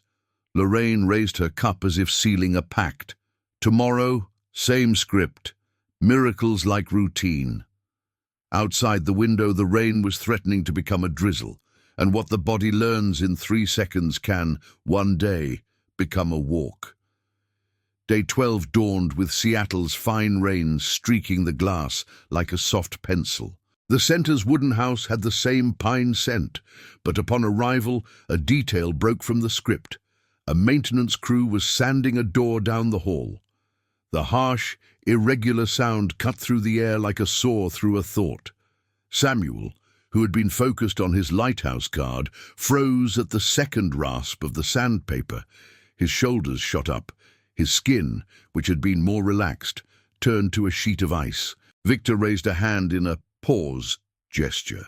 Harper closed the sensory room door. Lena silenced her guitar mid-chord. Matthew tensed. The old urge to fix it cracked in his chest. Destiny touched the boy's wrist with 2 fingers, as light as docking a small boat. I am here. The sandpaper grated again. Samuel's eyes lost focus. The rabbit flew to his face like a mask. The regression didn't ask for permission. It entered. When panic bites, the entire house must become a trampoline instead of a wall. Harper guided the trio to the garden hallway, with its generous natural light and a line of trees that became a breathing arrangement. SOS protocols, she said softly, like someone reciting a bread recipe. Stop, orient, soothe. Lorraine pulled the now familiar lavender from her pocket. Destiny led the minimal sequence. Press his palm against the cool window. Feel the glass. Count 3 breaths while watching a leaf sway. Matthew began his deep humming, a single note, the engine of a boat that doesn't sink. The sanding stopped at the 8-minute mark. The silence was heavy at first, then softened. Samuel looked at his own reflection in the glass, as if confirming he was still a body, and lowered his shoulders a centimetre. Harper didn't pull him back to the room. She extended the pause, teaching fear that it doesn't have to win to be included. "Repair is a verb that takes time," she said, not looking at the clock. Upon their return, Victor reconfigured the scene. Denser mats, a warmer shade of light, a short route, no swing, only the ground that doesn't betray. He placed the beanbag on the boy's shoulders, the weight of a discreet hug, and drew a 20-centimetre white strip on the carpet, the safe street. The challenge was almost invisible, to step over the line from one side to the other. Samuel tried the first time and pulled his foot back. The second, he let the tip of his sneaker touch the other side. The third, he crossed completely, knee trembling, heel searching for his body's history. Matthew had the impulse to cheer. He stuffed the gesture in his pocket and recorded in the notepad, "Strip, crossed, 3x, knee trembles but makes it." Harper smiled slightly. "Trembling is the body reviewing the lesson." On day 13, before the centre, they tested the living world. A quiet bakery 3 blocks away, its windows fogged from the oven, smelling of cinnamon and butter. Samuel was startled by the hiss of the espresso machine, but didn't fall apart. He rested his head on Destiny's shoulder for 2 seconds and turned his eyes back to the napkin where she was drawing a bridge over a mug. "Bar, DG," he whispered, reenacting the airport syllable, and Matthew, his pride tamed, buttered the bread as if painting with care. They returned to the centre to find the hallway free of sanding. Lena resumed the guitar with 2 notes that conversed. This time, Samuel took 1 step into the room, hand on the wall, feet parallel. Victor placed 2 low benches 40 centimetres apart and stretched a soft elastic band between them. Play bars. The plan was simple. Support, breathe, transfer, breathe. The regression decided to test them again midway. A supply cart hit the doorframe next door, a sharp, short sound that usually triggers alarms. Samuel froze mid-support. His torso swayed. His eyes went first to the door, and then, in a miracle of habit, they searched for Destiny. She didn't say, "It was nothing." She said what the body understands. 2 taps here, touching the side of his abdomen with her fingertips, and slow air in. Matthew, on the right, held the elastic band at his son's chest level, not to hold him, but to mark where the outside ends and the inside begins. Lorraine, sitting on a side bench, counted time to the rhythm of her pulse. No numbers, just cadence. The trembling became a sway, and the sway became a weight transfer. His back foot lifted an inch off the ground and returned. On day 14, Victor proposed the world's oldest metaphor: 2 steps. Not a staircase, which is frightening. 2 stable wooden blocks, the height of a thick book, with a lighthouse sticker on top. And the goal isn't to climb, he warned, it's to feel the climb. Position, 1 hand on each side, Matthew and Destiny, not holding, but available. Samuel placed his foot on the first step. His heel hesitated. His whole body followed in a timid lean. He stepped down. They repeated without rush, with intervals, water, the window, the guitar. On the 3rd try, his foot stayed a second longer. 1. Victor counted. The boy smiled with the corner of his mouth. The word courage wasn't spoken, but it was there, leaning against the lighthouse sticker. When they finished, Harper noted, "Step, 1's, no hands, smile." And she explained to Matthew, in the voice of someone inviting him to Sunday dinner, "Showing up and not reinforcing the fear is your job, ours too." On day 15, it was raining its usual rain, but the world seemed less wet. On the whiteboard, the script repeated like a catchy tune. Low sensory pause, movement pause, dog pause, music. Victor, as methodical as someone sharpening a pencil, raised the elastic bars a hand's width further, aligned with the first step. Today, the crossing becomes a step, he said, and the sentence rang in Matthew's chest like a small bell. They positioned the beanbag, taped the lighthouse card at eye level, and tuned Lena's guitar to a frequency that seemed to pulse in their ribs. Samuel planted his right foot, transferred his weight, his knee trembled. The elastic band reminded him of the limit. Destiny touched the air beside his hip, a suggestion, not a correction. His left foot lifted a foot off the ground, searched for the world, and found the other side. First step. He stood on his own small axis, breathed, and then he smiled at Matthew like someone sharing a secret. There was no shouting, no chorus, no social media post. There was presence, Victor counting softly, 1, 2, Harper nodding with shining eyes, Lena letting the chord rest instead of resolving, Winnie gently brushing her head against the boy's leg and stopping, a respected invitation. Matthew didn't grab. He received, his eyes filled not with pride, but with relief, the word that comes when the body lays down its arms. Thank, he started, not knowing who to thank. Destiny tilted her forehead and rested it for 2 seconds on the side of his head, the same timing she had learned to touch his son without invading, and whispered, "You stayed."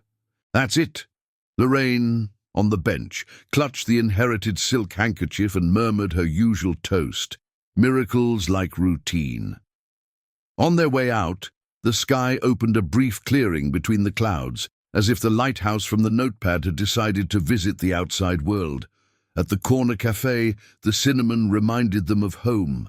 Samuel, with the rabbit on his lap, tapped twice on the table, ta-ta, and waited for a response. Matthew replied in the same rhythm and wrote in the notepad, "Step 1, clean transfer, no hands, lighthouse at eye level, smile." Then, without looking at anyone, he drew a bridge between 2 steps, as if renaming the journey. On day 16th, Lena arrived with a box of large cards, each with a simple drawing and a mouth sketched in the corner. Lips for M, teeth for T, tongue for L. "And we speak with our whole body," she said, laying the cards on the mat as if it were a memory game.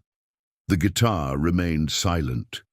Today, the instruments would be their voices.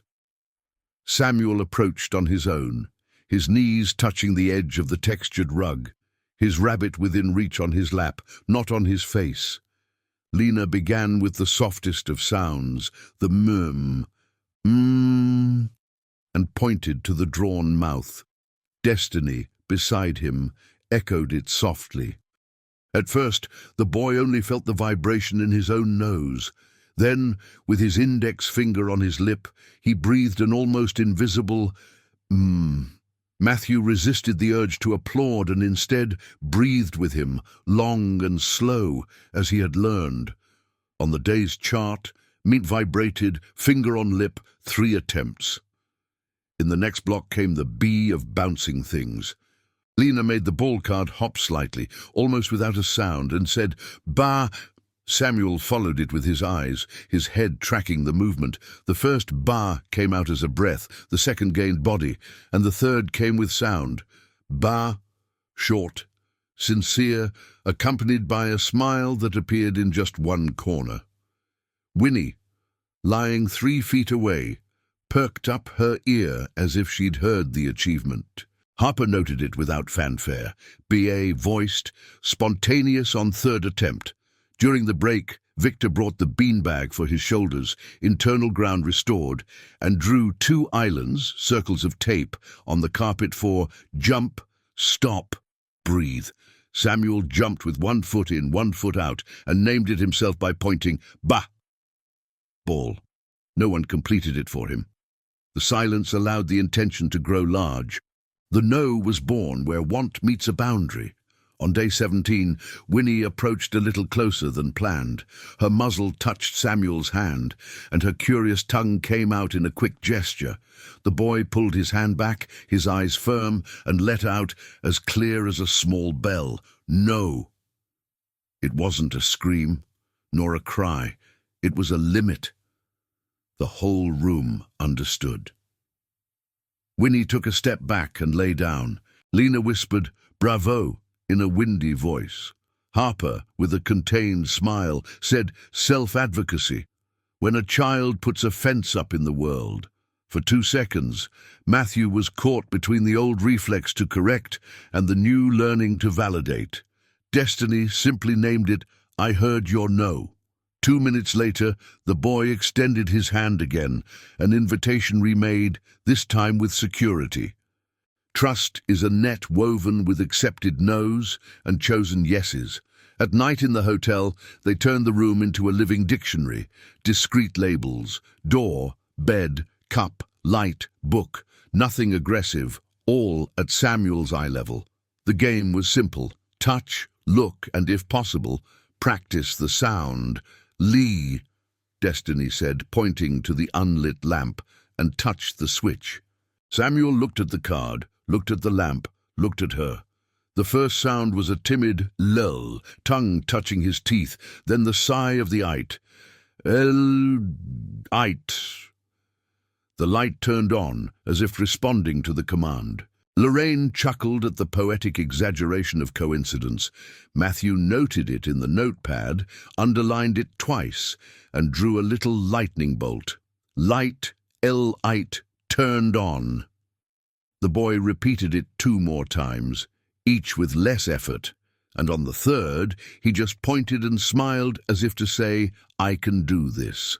On day 18, the center organized a circle with other families. A larger room, high ceiling, an echo that needs to be muted for sensitive children.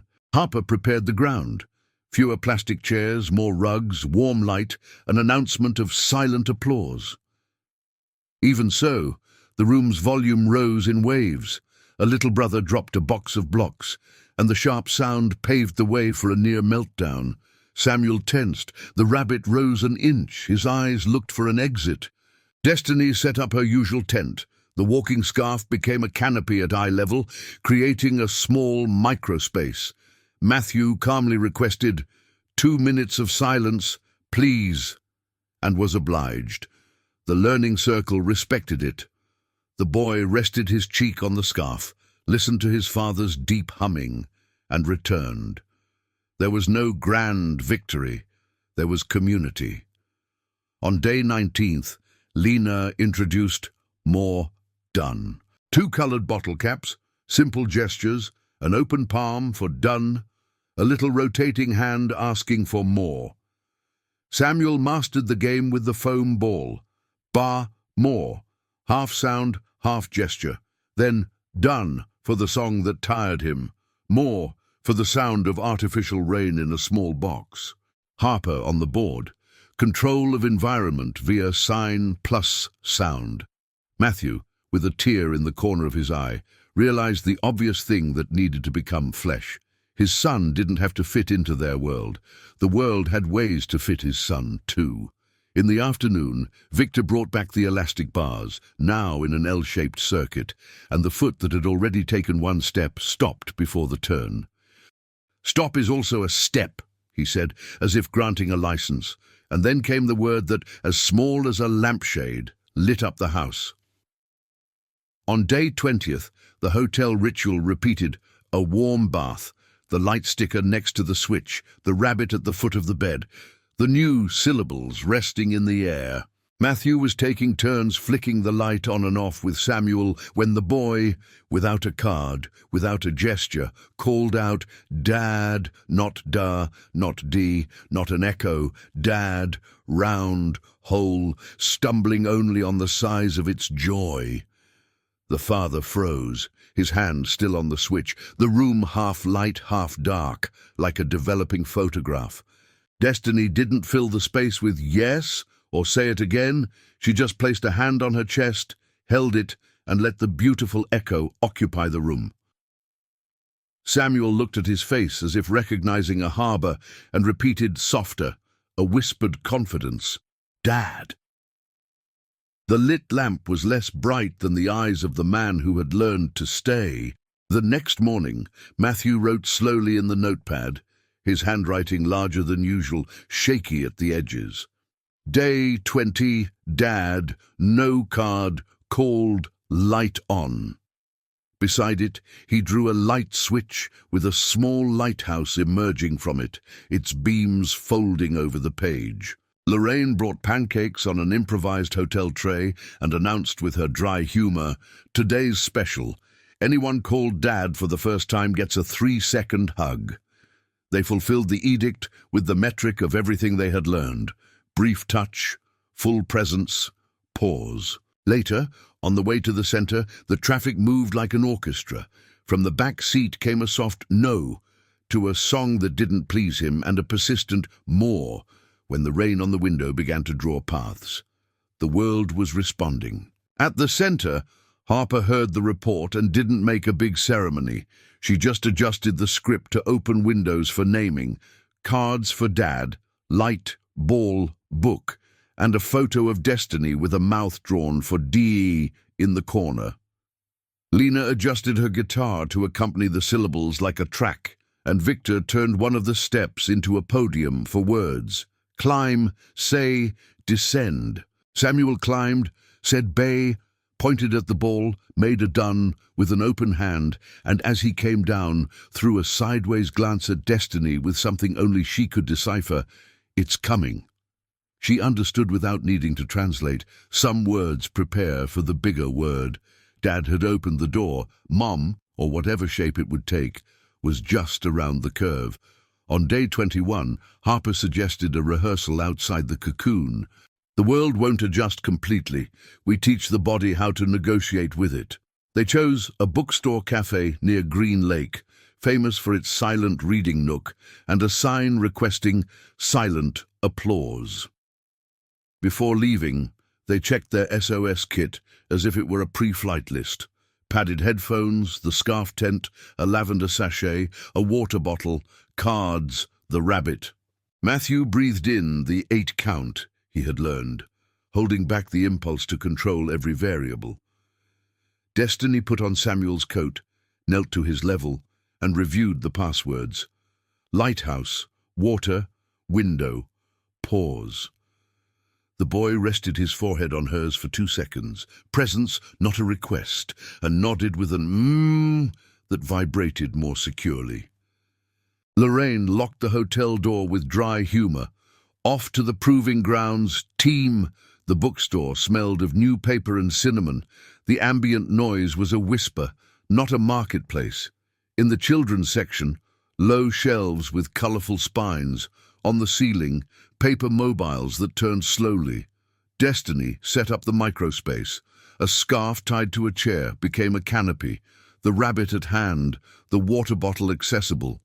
Samuel tested the floor with the tip of his sneaker, the texture of a plush rug, and squatted before a board book with large pictures. He touched the cover, looked at the book card, looked at Destiny.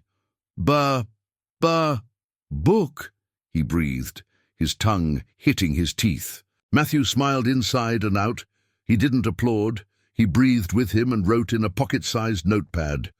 Book, spoken with intention, bookstore, 10:12 a.m.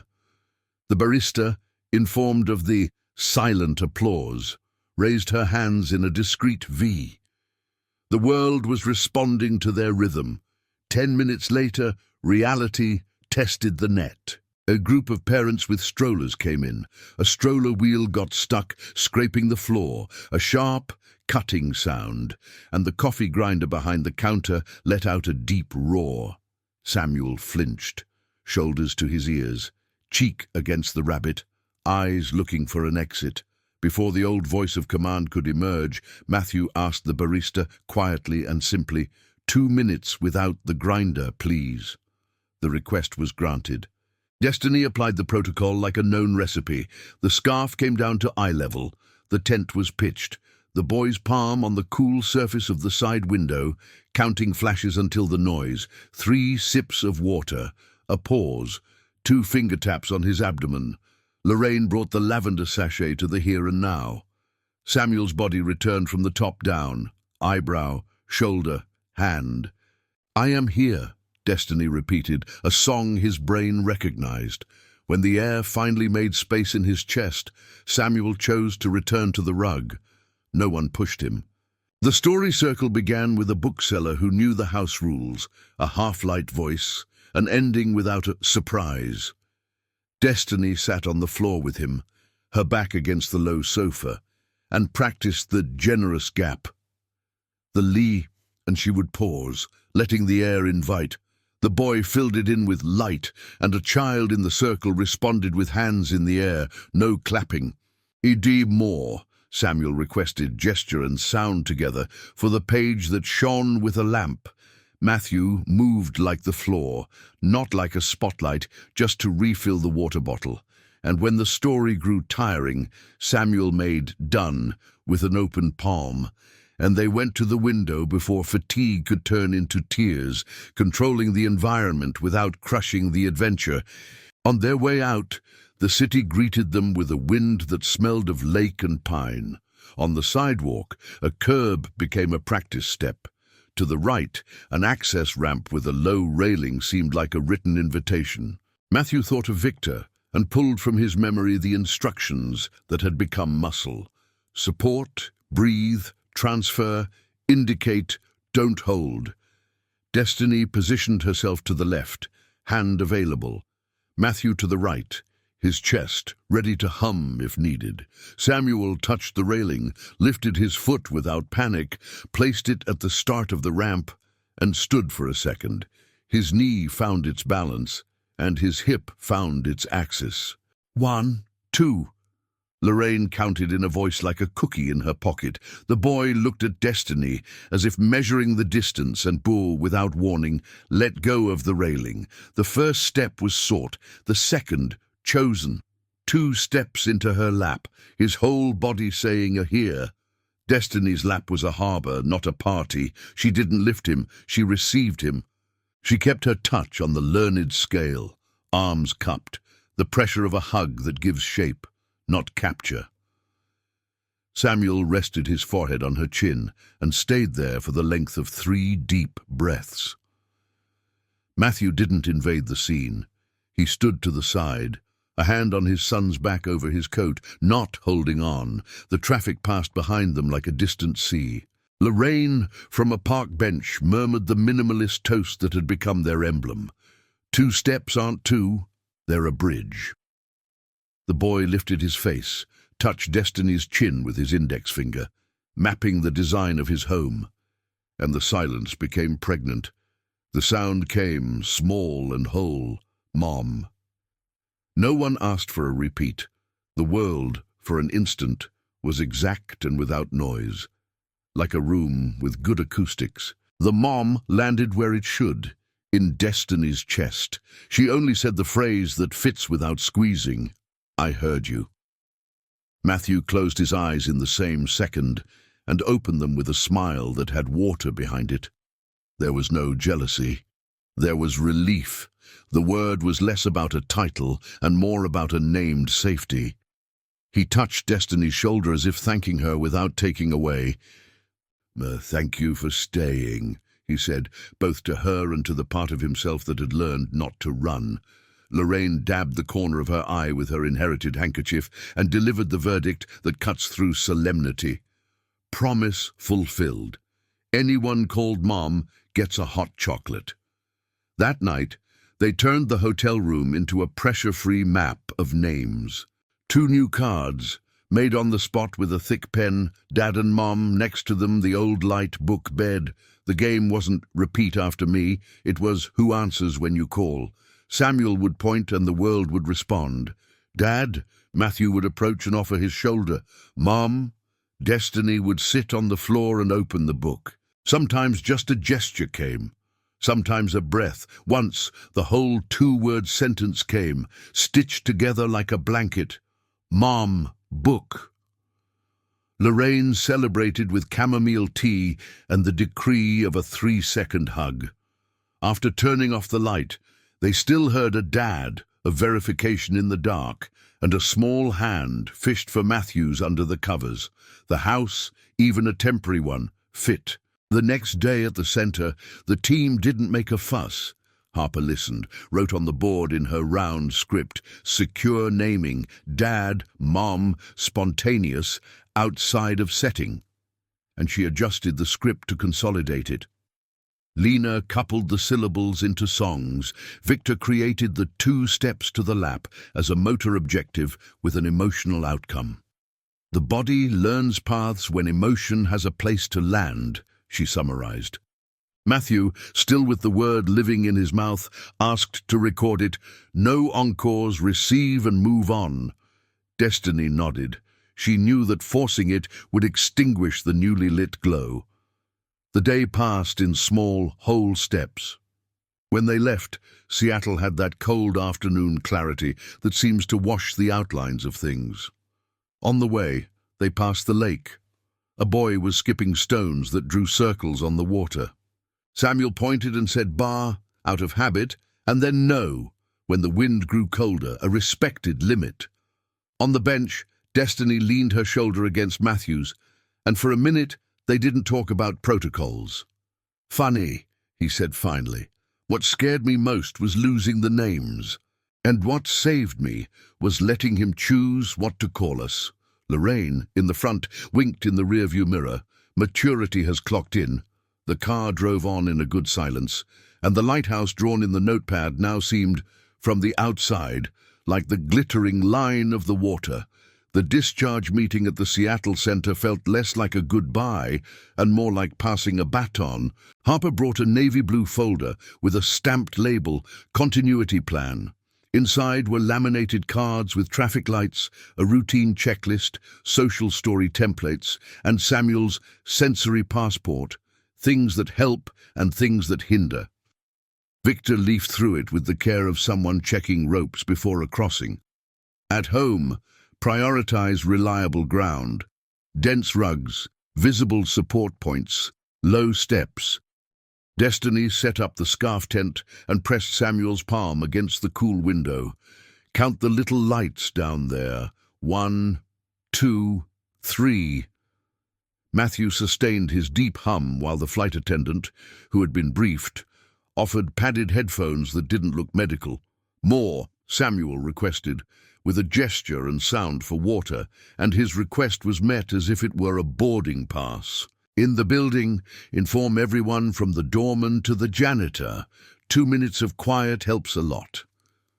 Lena included a language trigger notebook and a script for open-ended songs for Samuel to complete.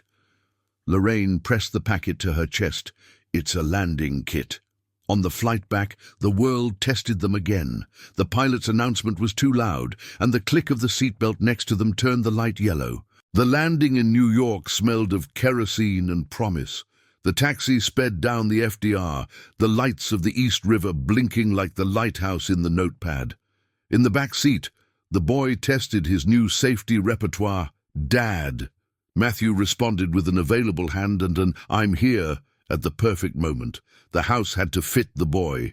The penthouse, once a museum, became a field project. In 2 days, dense rugs tempered the cold marble. Felt pads silenced the doors.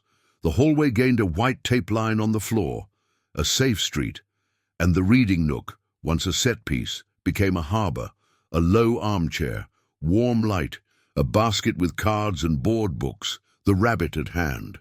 Destiny reconfigured the kitchen as if it were a workshop. Knives out of sight, a low shelf with sturdy cups, an accessible water pitcher, autonomy growing alongside language.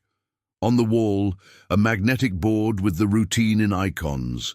Lorraine provided a discreet lavender diffuser. Matthew replaced the light bulbs with dimmable models and noted in his notepad, "Light that listens to the eye." The building would have to learn, too. At the front desk, Marco the doorman had a video call with Harper and received a sheet titled "Elevator in Lighthouse Mode." When Samuel is inside, no clapping, no loud calls. If possible, A 2-minute pause on noisy deliveries. If it gets stuck, a lower, predictable voice helps.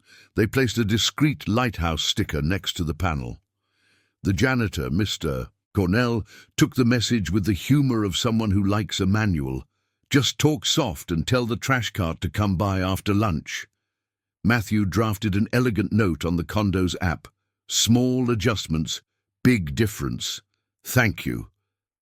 2 neighbors who barely said hello in the elevator responded with heart emojis. At the front desk, Lorraine left a tray of cookies with a note. Thank you for becoming a network. The school required another chapter of human engineering. They chose Riverside Cooperative Preschool, 2 blocks away, with a spacious room, light that entered without screaming, and a principal with a listening smile, Mrs. Kaplan. At the meeting table, chairs were in a circle, not facing each other, a sign of partnership. Present were the school psychologist, Dr. Ben Weiss, the occupational therapist, Ms. Ortiz, the speech therapist, Ms. Chen, and the future teacher, Ms. Rivera. Destiny opened the blue folder, the sensory passport, the script, the cards, and 3 social stories with photos. Matthew made his points like someone presenting a humanized engineering project. He flourishes with predictability. We need a repair plan instead of discipline when there's an overload. The team listened and responded with practice. Mrs. Ortiz, we can create a quiet path for arrival. I'll adapt a harbor corner with a tent and a weighted blanket. Mrs. Chen, I'll put up silent applause cards and train the class. Hands in the air, no clapping. Mrs. Rivera, I'll introduce more done signs in circle time. Doctor. Weiss suggested a simple 504 plan with 3 golden lines, gradual entry, an SOS kit, and a repair script. Ms. Kaplan. Objective, day 1 for half an hour, day 2, 1 hour. We go up like a step, not an elevator. Lorraine let out a practical amen that broke the ice. Everything was signed without bureaucratic walls. The first test didn't come at school. It came at home, in their vertical territory. It was late afternoon, the time when elevators in Manhattan buildings become avenues. Marco radioed up. Lots of deliveries. Matthew remembered Harper's mantra, avoiding forever teaches fear. They entered the main elevator with the kit. Scarf, headphones, lavender, water. 2 floors down, the door opened to a man with a metal shopping cart. The wheel caught on the threshold with a sharp jolt. The sound scraped Samuel's ear. His shoulders shot up. The rabbit flew to his face. The red light went on. Before panic could take root, a voice from within the routine, Marco's, from the front desk, came softly over the intercom. 2 minutes. Everyone, elevator in lighthouse mode. The man pulled his cart back, embarrassed. Sorry. Even so, Samuel's body locked up like a door bolted from the inside. The elevator, capriciously, signaled an overload and stopped between floors. Claustrophobia tried to become panic. Destiny lowered the scarf tent to his eye level, fitted his headphones, and pressed his hand against the cool metal of the handrail, an improvised window, and began the murmur his brain recognized. I am here, here, here. Matthew, on his right, took the beanbag from the kit and placed it on his shoulders. And water, the boy requested with a minimal gesture. More, he added, and took 3 sips, counted by Lorraine with the cadence of knitting. In 70 seconds, Samuel returned to yellow. In 90, to pale green. The elevator resumed. When the door opened in the lobby, the neighborhood was on pause. Marco with his hand raised in a V, the woman from the 9th floor holding her dog, the man with the cart saying, I'm sorry, without a sound of guilt. They rode the last few floors like someone finishing a bridge already built. Upon entering their home, there was no loud debriefing. There was repair, window, 3 breaths, quiet play with building blocks. Matthew noted in his notepad, elevator, big scare, repair worked, network worked. And he wrote underneath, in larger letters, like someone learning a new grammar, "We are not alone." The next day, they placed a simple, stigma-free notice in the elevator. "When you see this lighthouse sticker, please help with 2 minutes of silence. And thank you for being part of the harbor." Beside it, a QR code with tips for sound kindness, created by Harper and Miss Kaplan. On the building's internal message board, Destiny posted a social story of the elevator with photos of Samuel and anonymous stick figures. Neighbors passed by and smiled without ugly curiosity. Day 1 at Riverside arrived. Cold weather, a silver sky. The quiet path was mapped. Front desk, art corridor, Ms. Rivera's room. Samuel walked in the middle. Dad on his right, Mom on his left, Lorraine a step behind. In the hall, Miss Rivera greeted him without invading, a hand on her chest, a smile that didn't pull. "Welcome, Samuel." The harbor corner was there, a tent, a weighted cushion, a small basket of cards, a lighthouse sticker on the side of the cubby with his name. Ms. Chen introduced the "More Done" signs. Ms. Ortiz showed him the miniature motor circuit. In circle time, the class learned to applaud with their hands in the air. Samuel didn't sit down for the first minute. He stood behind the tent, listening.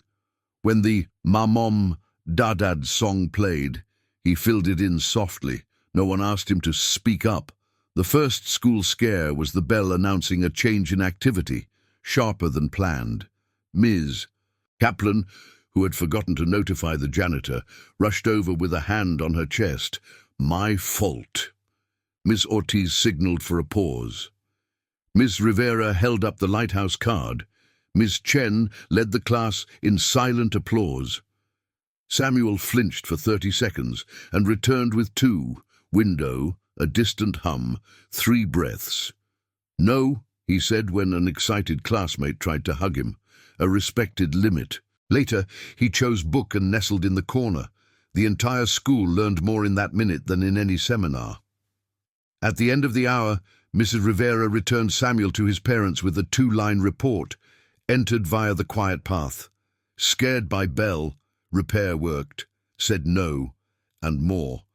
Returned. Matthew wanted to frame the paper. From then on, the days went up like steps.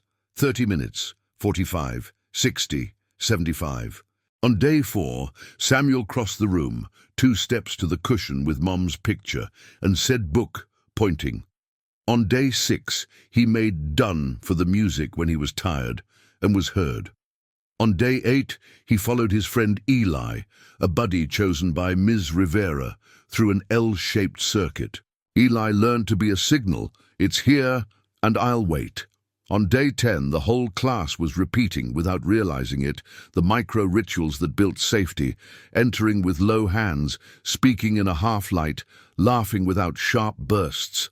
Miss Chen celebrated the first "dad" said at school spontaneously when Matthew appeared at the door, and honored it with the classic V of silent applause. The principal, watching from her window, made a mental note.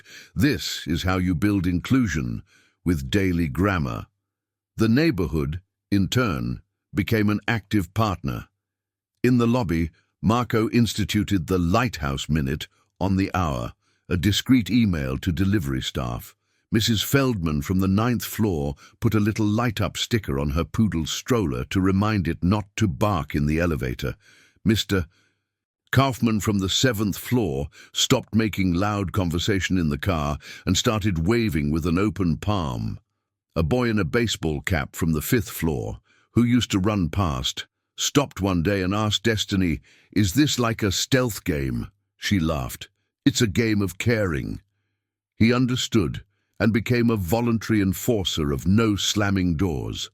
On the building's bulletin board, someone wrote, "Who knew that silence could also be a way of saying welcome?"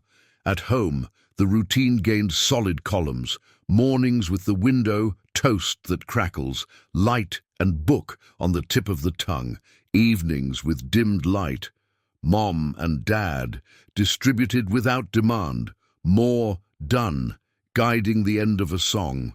When the world slipped, the house responded with repair like someone making bread. Matthew noticed his control was changing shape. It was no longer a lock. It was a structure that allowed flow. One day, he wrote in his notepad, almost as a sentence, "My job isn't to shut out the world, it's to teach the way back." The elevator scare, which could have become a ghost, turned into a story of repair told at dinner with humor and precision.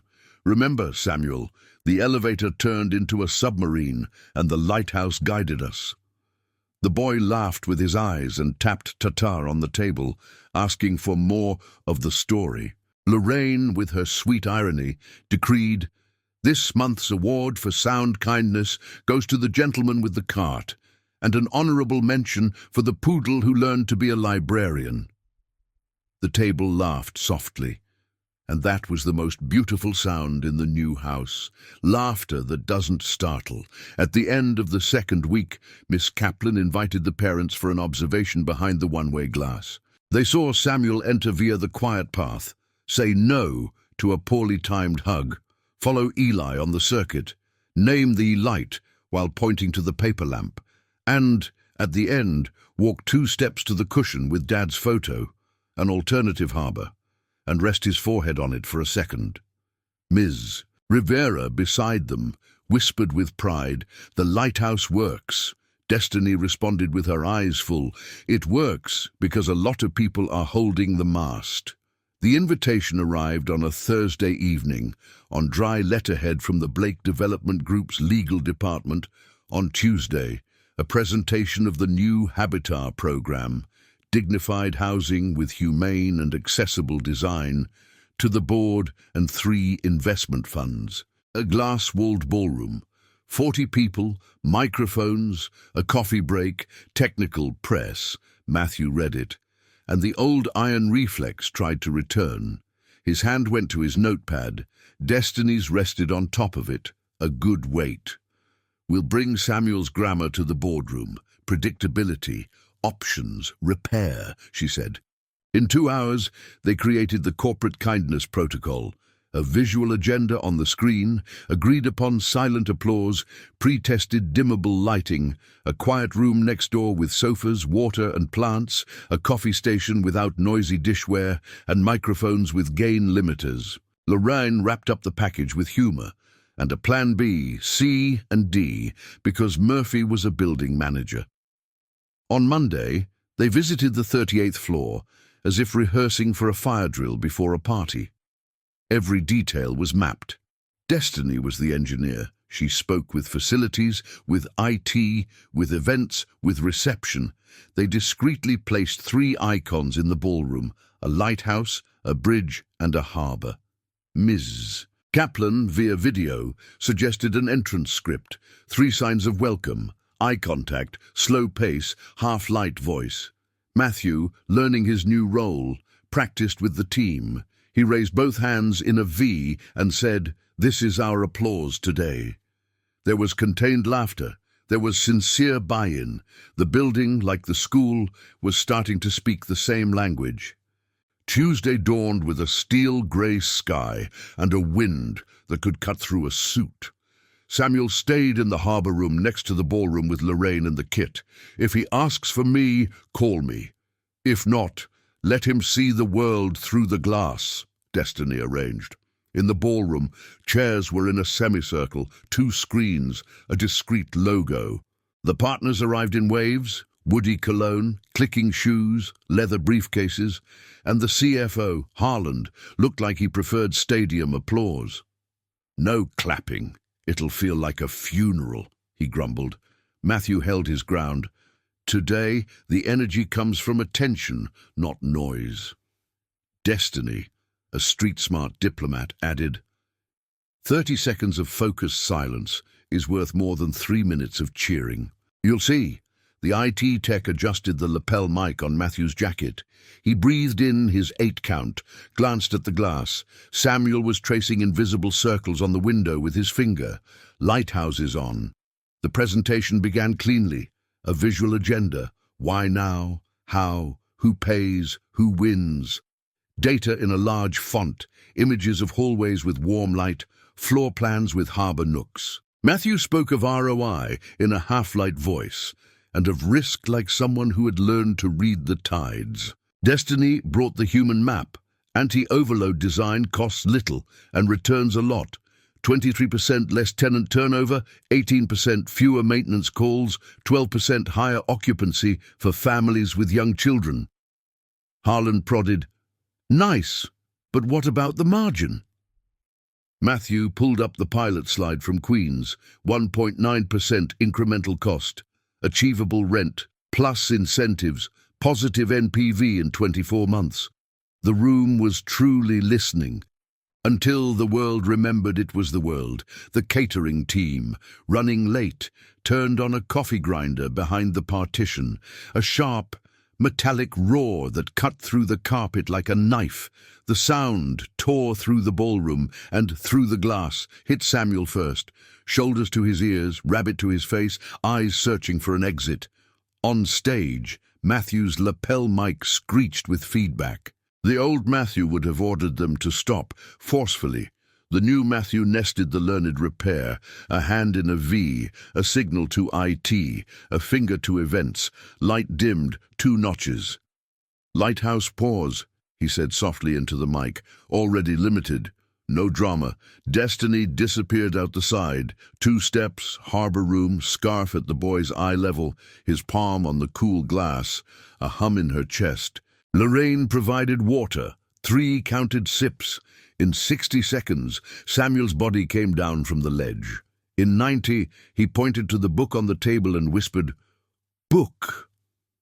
In the ballroom, 40 adults discovered that silence can also fix things. Matthew returned in the right tone.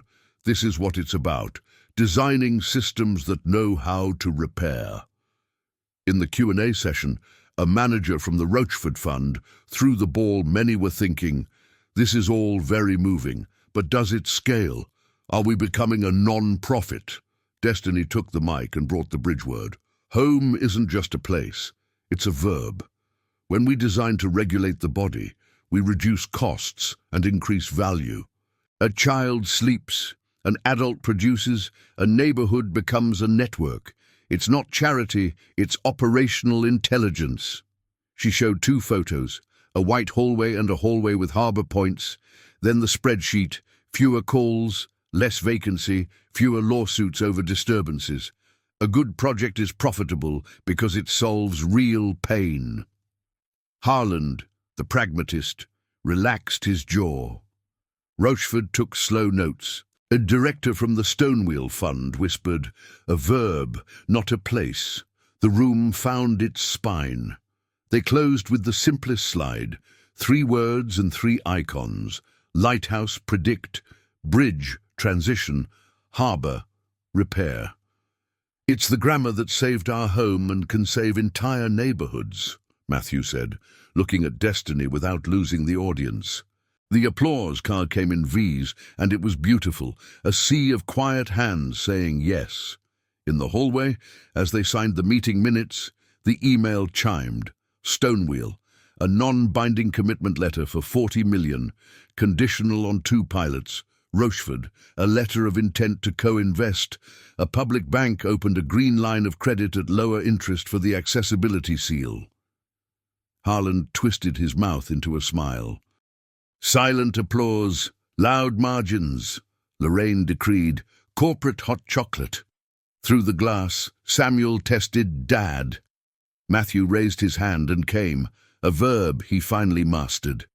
On the way back to the elevator, life served up an epilogue. A hurried journalist tried to shove a microphone in Destiny's face. "Are you the former nanny engaged to the CEO? How do you feel?" The world's old script, label, shortcut noise threatened to take over. Destiny didn't take the bait. "I am the co-author of the Habitat program and Samuel's mother. Today, we showed how you build a home with numbers and people."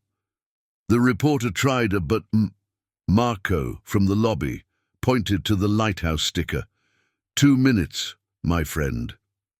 The elevator doors closed smoothly. Inside, Samuel rested his forehead on her chin. Mom, Matthew, beside them, breathed and let out a soft laugh. Home is a verb. I get it now. Lorraine nudged him. Than a verb, conjugated in the plural. The next morning began with a continuous vibration. Matthew's phone buzzing on the counter like an insect trapped under a glass. Destiny's firing off notifications that smelled of freshly ground coffee and gunpowder at the same time. Headlines landed on the screen like taxis on Fifth Avenue. Habitat, profit with kindness, architecture that repairs, from control to care, a CEO relearns home. And, of course, the barbs, storytelling over spreadsheets, the ex-nanny in the boardroom, humanized marketing. Lorraine leaned back in her chair with her plaid robe and mug of tea. And if it didn't rattle anyone, it wasn't worth the effort. Matthew read slowly, noting each tough question as if it were a screw to be tightened, while Destiny sorted the criticism into two piles, those that asked for data and those that were just noise. At the back of the room, Samuel was lining up blocks, repeating light when the sun hit the chandelier, a gentle reminder that the home's center of gravity remained in the same place. Social media felt like a public square on a Saturday.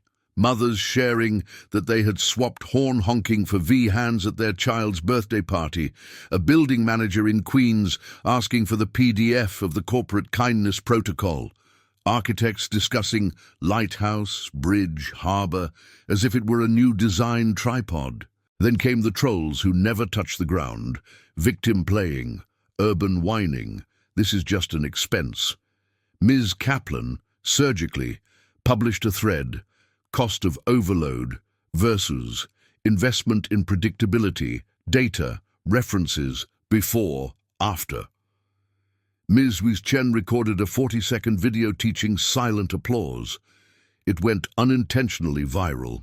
Marco the doorman posted a picture of the elevator sign with the caption, "Silence is also a way of saying welcome."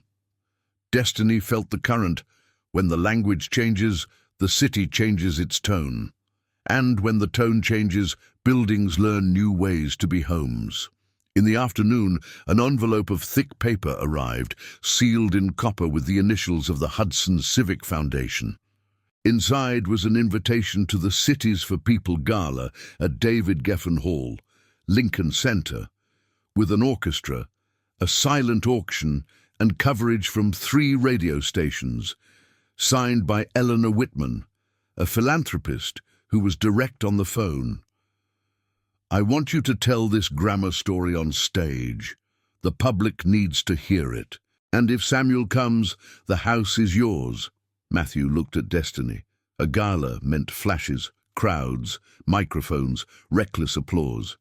"We'll only go if the grammar comes with us," Destiny replied with the voice of a construction manager. In 15 minutes, they sent the production team a checklist, dimmable lighting, a quiet room next to the stage, agreed upon silent applause, gain limiters on the microphones, a notice on staff badges, "If you see the lighthouse sticker, pause noise for 120s. Eleanor didn't hesitate. "Done, and send me the manual to train my team." The week became a rehearsal. At home, they turned the hallway into a makeshift red carpet. Lorraine, with a hairdryer aimed at the wall, simulated wind. Matthew practiced a slow pace, a half-light gaze, and an available hand. Destiny, with the scarf tent on her wrist, repeated the repair protocol like someone reciting a psalm. They projected camera bursts onto the TV to desensitize Samuel with calibrated volume, and created simple codes: harbor to ask for the quiet room, bridge for a smooth transition, lighthouse to predict a scene. They rehearsed press answers without labels. "I'm the co-author of Habitat. Home is a verb. Spreadsheets and people walk together." Harper joined via video call to remind them that exposure isn't a deep dive. It's a foot in the water, take it out, go back, put it in again. And Mrs. Ortiz assembled a gala kit: discreet headphones, a smaller lighthouse card, a lavender sachet, a bag with a foldable weighted blanket. The night of the event arrived with a satin sky, the building lights breathing, taxis like disciplined fireflies. The Lincoln Center staircase gleamed, and camera flashes popped like hot oil.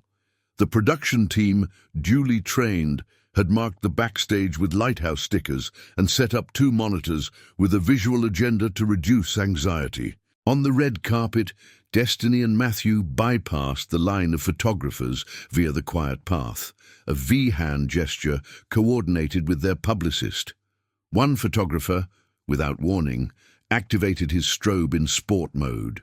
A harsh flash, a rapid sequence that bites the retina. Samuel, who was walking hand in hand, froze for a step and brought the rabbit to his face. Destiny lowered her scarf in the same beat that Marco, on loan to the production team that night, raised a V and whispered, "Lighthouse," into his radio.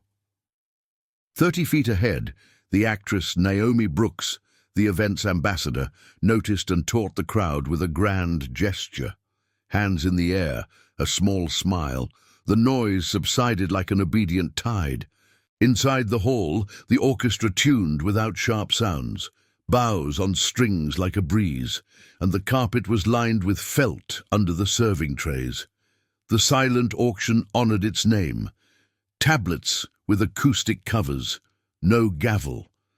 Eleanor Whitman received the family in an anteroom with plants and deep armchairs, more spa than gala. "The harbour room is here. Over there is the bridge to the audience. The lighthouse stays with me," she said, showing the card on her badge. Samuel explored with his eyes and placed a hand on the cool glass. "Light. Light," Matthew responded, as if confirming a map. On stage, the speeches followed a script of breathable air. When it was their turn, they came up from the side, no high steps, with a discreet hum in the monitors. Destiny opened with the verb. "Home isn't a zip code, it's what a place does to your body." Matthew finished with NPV and data from Queens. The audience, trained, applauded with V's. The orchestra responded with a pianissimo chord. In the Q&A session, there were honest questions. How do you train building managers? And a malicious one from a columnist who enjoys the spotlight. To what extent is this ex-nanny story just a narrative trick to boost stock value? The room held its breath. Destiny didn't accept the label and built a bridge back. The right question is, what works for real people? If it works, it doesn't matter who was holding the mop yesterday or who's holding the laser pointer today. Habitat doesn't sell a biography. It delivers predictability that reduces costs and repair that prevents loss. And if that's moving because it's true, great, people are not footnotes. The columnist tried but hadn't stopped. The audience raised their hands in V's, learning how to say yes without hurting. Eleanor smiled that donor, supervisor smile. When a house shows proof of its structure, the rest follows. The finest moment came uninvited. A stage microphone slipped from its stand, hit the wood, and generated a sharp feedback squeal, a needle in the eardrum. It was a 2-second thorn, enough for Samuel to seek a harbour with his eyes. The team responded as one. The limiter cut the sound, the lights dimmed, V signs in the front rows. The orchestra filled the space with a light sustained note, as if calming a spooked horse. Matthew knelt at a half distance to make himself smaller than the anxiety. Destiny offered water in 3 sips. Samuel said, "Done," and rested his forehead on her shoulder. Upon returning, Destiny asked for 20 seconds at the mic. "You've just witnessed a real-time repair. Cities that know how to repair don't stop at the first stumble. They breathe and they continue." The donations on the screen rose like an obedient elevator. At the cocktail party, conversations traded business cards for commitments. A developer from Brooklyn asked for the lighthouse manual for the 5 buildings he managed. A charter school network scheduled a workshop with Mr. Rivera, and Miss Chen, a journalist who had been confrontational earlier, apologized quietly. "I thought it was marketing. It was a method." Naomi Brooks approached with a sincerity rare for a celebrity. When I was little, I would have needed a room like this. Lorraine, eating canapes as if inspecting inventory, decreed, if we had to explain less today than yesterday, it's because the language is catching on. And I've learned, and that more than any headline, was the sign that the showcase wasn't just illuminating, it was teaching. As they left, on the stone staircase, the city was breathing in a C minor, taxis and wind, the flashes already tired. A persistent reporter tried to corner them with the old narrative. Destiny, are you? And Marco, in black gloves and a production badge, appeared with a V, lighthouse mode for 2 minutes. The man understood without a fight, a rare thing. Matthew held the car door and repeated, almost like a prayer, home is a verb, conjugated in the plural. In the back seat, Samuel rested his rabbit against the glass and drew invisible circles. Destiny, looking at the night through the window, felt the old pain of when the world only pushed and silently gave thanks that now it was learning to make space. The siren came like a knife through the fabric of sleep, a metallic, repetitive wail that seemed to be born inside the skull before invading the hallway. The strobe light, white and merciless, flashed on the ceiling like a trapped lightning bolt, casting jagged shadows on the walls. It was 2:17 a.m. The city was breathing in night mode, but the building had decided to scream. Samuel shot up in bed, rabbit against his face, hands over his ears, his whole body a question mark. Matthew was already on his feet, barefoot, automatically reaching for the harbour kit they kept by the door. Headphones, scarf tent, lavender sachet, small sunglasses, a foldable weighted blanket. Destiny turned on only the warm glow of the wall sconce, a lighthouse, and said in a half-light tone, "We're going to take the bridge. Together, 3 breaths, and we walk." The apartment trembled once more under the siren.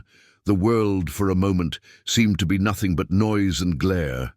The protocol they had rehearsed for the gala kicked in like a reflex.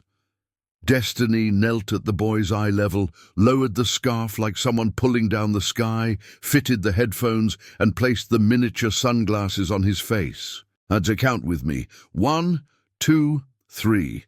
Lorraine, in her robe and slippers, was already coming down the hall with the go-bag and her sharp humour. If the apocalypse is coming, at least it'll be hydrated.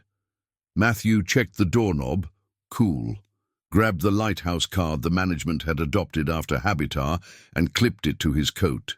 "Elevators are locked," the intercom voice boomed. "Use the stairs."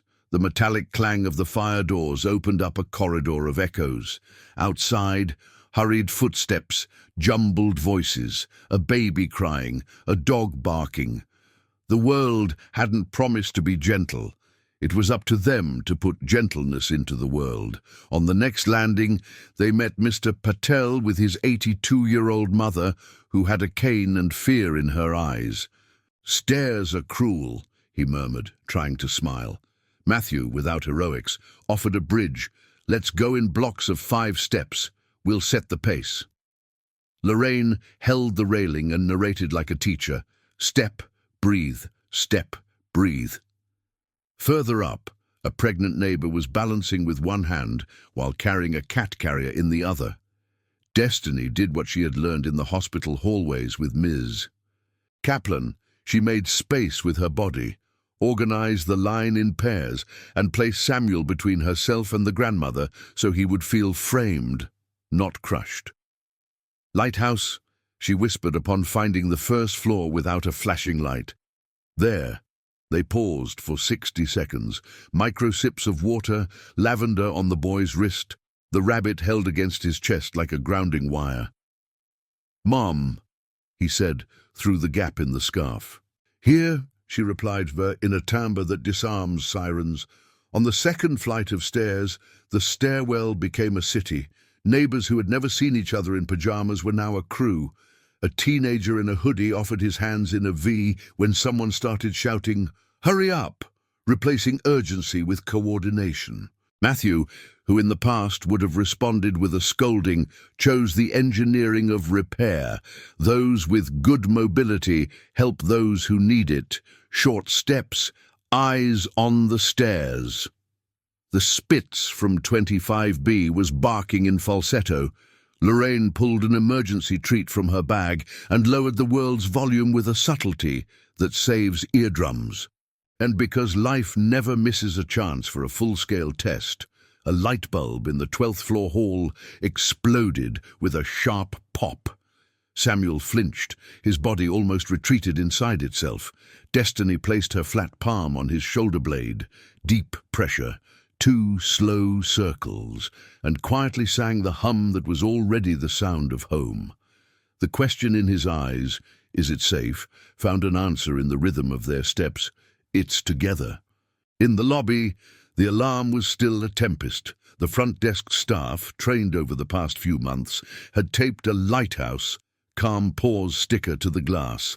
Marco, now officially the ambassador of quietude, was directing the flow to 2 separate exits. The fast one, for those who wanted to be outside immediately, and the gentle one with low, non-strobing light, guided by a warm-toned flashlight. Outside, the cold air hit their faces like a chilled towel. The block was lit in the red and blue of fire trucks, the FDNY in top form, with sturdy boots and clear voices. "False alarm, or we've got a leak?" Matthew asked the superintendent, who smelled of copper and concern. "And sensor on riser 22 went off from washing machine steam," he said, still uncertain. "But we're going to check panel by panel." Destiny chose a spot on the sidewalk away from the siren, leaning Samuel against the warm wall of a generator, both of them under the weighted blanket that had become a bear's den. The siren continued, but his body now had a place to lean. While the firefighters entered with tools and flashlights, the block held an impromptu town hall. There were those who wanted to curse the alarm, the neighbor in 22, the world. Lorraine made a silent applause gesture and started a chain of stories. Each person said in one sentence what had worked: headphones, a water bottle, a pause, and what had hurt. The flashing light, the stuck door, the shouting. Mr. Patel held up the lighthouse card Matthew had lent him and said, "This thing saved my knee." The pregnant woman touched her belly and smiled. "And my calm." The teenager in the hoodie, who used to push, now remembered that waiting is also a form of moving forward. Marco was noting everything in a pad, as if building a manual for their own block. When the siren inside the building finally fell silent, the street heard the void that comes after the noise, and breathed together like a yoga class at 3 in the morning. The return was not euphoric, it was fine engineering. The elevator was still out, the ascent would be in small waves, with harbors on the 6th and 12th floors. Destiny carried Samuel, the blanket over her shoulder, her pace like a metronome. Matthew carried the go-bag and watched for the steps with less friction. At each landing, a micro-ritual worth its weight in gold. 1, 2, pause, she said. 3, 4, harbor, he repeated. Samuel repeated the word that had become a bridge, together. When their apartment door opened again, to warm air, the smell of soap and lavender, the whole world fit into the silence of a single lamp. Lorraine, still in her slippers, appeared with the most unlikely middle-of-the-night dessert, emergency cookies she had baked and left in the freezer, for when life decides to blow its horn. They laughed, tired. Laughter is also a repair. In the morning, his body still remembering the stairs, Matthew went down to the building manager with strong coffee and a drawing. He brought a sketch for a gentle emergency protocol for the building, frosted tape on the strobe sensors to reduce intensity on exit routes, harbor islands in the lobbies of floors 6, 12, and 18, functional silence training for staff, community go-bags next to the stairs, and a communication plan using pictograms on the doors. "Though this costs less than redoing the lobby," he said, "and it costs a lot less than injured people." The manager, who had lived through a similar night in another building and hadn't forgotten, didn't argue about price. She asked for a timeline. Marco raised his hand. Training, Saturday at 10 a.m. I'll bring cake. Lorraine announced she'd bring cookies. Yesterday's was a pilot program. By the end of the day, the whole building spoke the new language a little better. Children learned to raise their hands in a V when the adults got heated. Samuel, in the hallway, held the lighthouse card to his chest and said, "Safe," without a question mark. Destiny realized that the city hadn't gotten quieter. Horns still honk, sirens still scare, but their bodies had gotten stronger, with internal handles to carry the noise without breaking. That night on the balcony, Matthew commented with the kind of humility that takes time to learn. The city does scream, but when you know how to sing on the inside, you can cross the avenue. Destiny rested her head on his shoulder, Samuel sleeping between them like a well-placed comma in a long sentence. She thought of what her father used to say, courage isn't killing the fear, it's finding a place for it to sit without driving the car. The summons arrived on a Wednesday morning with a blue New York City Council letterhead and a blunt subject line. Public hearing, proposed guidelines for accessible habitability and reduction of sensory overload in multifamily dwellings. The aide to Councilman Alonso Vega, chair of the Housing Committee, was frank on the phone. You've become a benchmark overnight. Bring your method, bring numbers, bring people. There will be supporters. There will be NIMBYs who complain. There will be a developer's lobby, full room, hot mic. Matthew, who once would have tightened his internal screws until they squeaked, looked at Destiny. She nodded. It will bring the whole grammar, lighthouse, bridge, harbour, and field evidence. 3 fronts were born that afternoon. Front 1, data. Miss Kaplan and Miss Chen assembled a concise dossier. Incidents of noise and light complaints in residential buildings, incremental cost of solutions, impact on turnover, vacancy, and maintenance calls in the pilots. Front 2, people. Lorraine stitched together an unlikely coalition. Doorman, an FDNY captain, building manager Patel with his mother, teacher Ms. Rivera, actress Naomi Brooks as a citizen, and mothers of children who had already tested silent applause. Front 3, demonstration. Destiny became a street engineer with a proof-of-concept cart, a case with a dimmable light track, a display board with icons, felt strips for chairs, a microphone with a limiter, and a community harbour kit. A hearing is like the bleachers. The bleachers learn with their eyes and hands, she said. On the day of the hearing, hearing room 1 felt like a stadium during the finals. Polished wood benches, a 3-digit clock marking speaking times, rows of journalists, local news cameras. In the front row, a man in a greenish suit with a badge from the Builders Association. At the back, discreet signs from the NIMBY group. Quiet streets, private lives. No experiments in my neighborhood. The council staff had already received the kindness protocol, lower lighting, feedback killers on the audio channels, a side room marked as a harbor. Samuel stayed in that room with Lorraine, with a window to an internal garden, his rabbit, and a book. Matthew put his hand in his pocket and found the lighthouse card. He breathed in an 8 count. Destiny touched his shoulder, a silent anchor. Councilman Vega opened the session. Today, we discuss cost and life. If we can fit both, it's better for the city. He called Matthew for 5 minutes. He avoided flourishes. Average incremental cost of 1.6% per unit in the pilots, positive NPV in 28 months, 18% fewer maintenance calls, 21% fewer noise light complaints. This isn't window dressing, this is operational engineering. Clean slide, large font. Next slide, Destiny. A home isn't just square footage, it's what a body can do inside it. We designed for predictability, lighthouse, transition, bridge, and repair, harbor. The result? A child sleeps, an adult works. Neighbors don't wage war in the hallway, and the spreadsheet is grateful. Then came the sharp questions. Councilwoman Hirsch, a skeptic, fired the first shot. And who pays for this 1.6%? Does the rent go up? Matthew didn't back down. In the pilots, the cost was amortized without a full pass-through via 3 routes: tax incentives, reduced capex on Instagrammable finishes, and green loans with lower interest. Hirsch countered, and in old walk-ups? Destiny opened her cart. You start with the bridge, felt on common area chairs, warm light in the lobbies, icons and a protocol for staff.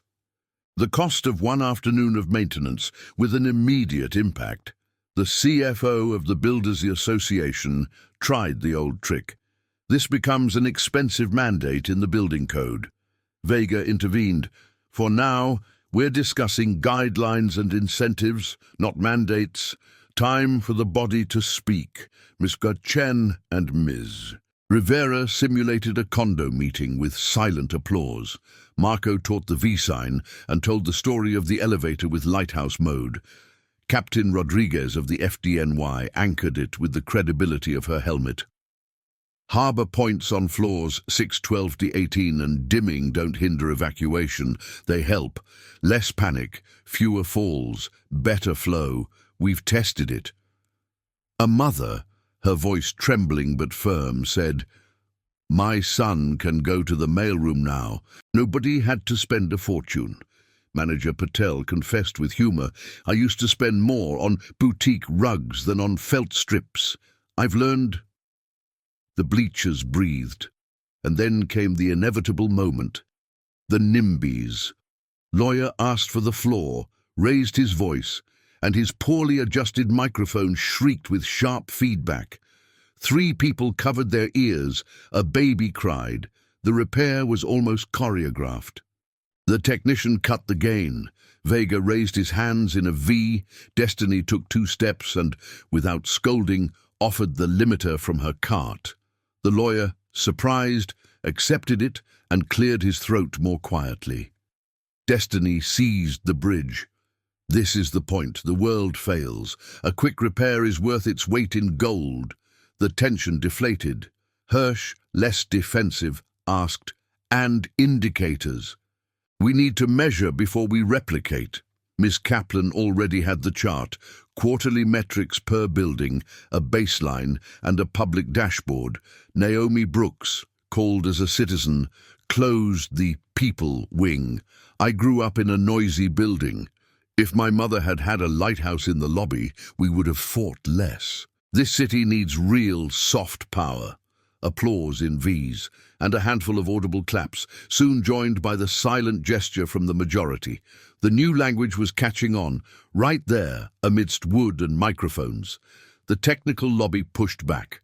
An executive brandished a biased study. Dimming increases retrofit costs by 12%. Matthew asked to see the appendix. The source was from 2011 for high-end commercial buildings. "Comparing apples and fireflies," he said, returning with updated numbers and quotes from a local supplier. Councilwoman Hirsch, now more curious than adversarial, suggested an amendment, a guideline with an incentive package, plus a regulatory pilot in 3 districts, a semi-annual report, and a committee with the FDNY, HPD, the Doormen's Union, tenants' associations, and 2 seats for citizen practitioners, Destiny and Marco, nominated on the spot by Vega. A murmur went through the room. The practice of turning a story into an institutional seat was alive, changing the city's design. Before the vote, there was one last test. Samuel wanted to see his father and walked through the glass door with his rabbit on his arm. The hearing clock showed a recess. Conversations were rising. The noise was foaming. He hesitated, his shoulders wanting to turn to stone. Destiny raised the scarf tent in a minimal gesture. Marco made a V, and the audience, trained in 2 hours, fell silent without resentment. Samuel touched the wooden tabletop, looked at the icons on the panel, and said, almost to himself, "Home." Hirsch smiled faintly, like someone solving an equation that wouldn't close. Vega tapped his rubber gavel. "Symbolic vote from the committee. arms up, V's everywhere. The committee unanimously approved the recommendation for a floor vote with the amendment for pilots and incentives. It wasn't the whole law, but it was the path forward, a bridge cast over a river that once only divided. In the hallway, the press surrounded them without hostility. The journalist who had sneered the week before adjusted his tie and asked the right way. "What's the first step any building can take tomorrow?" Destiny answered without selling a miracle. "Put 3 icons in the lobby, train silent applause for meetings, and choose a harbour point in the building. It costs almost nothing. The rest comes with habit." Captain Rodriguez handed her card to the builders. "Lobby. If we want to build this together, safety and kindness can fit on the same blueprint." Marco took a crooked selfie with the City Hall's lighthouse sign. Lorraine, eating a pretzel from a street cart as if celebrating the right way, summarized, "If the city got it in 2 hours, the neighborhood can learn on a Saturday." That night, back at home, they spread the pilot calendar on the table. 3 districts, 6 building managers, 2 schools, 1 nice building that had agreed immediately. On the back of the dossier, Samuel drew a simple city, little houses with yellow windows, a bridge connecting 2 banks, lampposts with soft light, small green squares labelled harbour. Matthew held the drawing like an emotional deed to a property. Destiny noted in her pad, train janitors, buy dimmers, signs with pictograms, workshop with kids. When they turned out the lights, the apartment was breathing in alignment. The city outside was still noisy, horns, sirens, voices, but inside them there was space, a grammar, a hand that knew where to land. Saturday dawned with the smell of toast and fresh paint. At 326 Riverside Walk-Up, a 1918 building with a cast-iron staircase and a banister worn smooth by 1,000 good mornings, the hall echoed with pots and hurried footsteps. Destiny arrived with her proof-of-concept cart, dimmable track light, felt strips, signs with pictograms, microphone limiters, and a smile that held anxiety underneath. Matthew brought a box of screws, a power drill with a spare battery, and the new manual printed on thick paper, because thin paper demoralizes the method, said Lorraine, appearing with a thermos of coffee and a bag of cookies.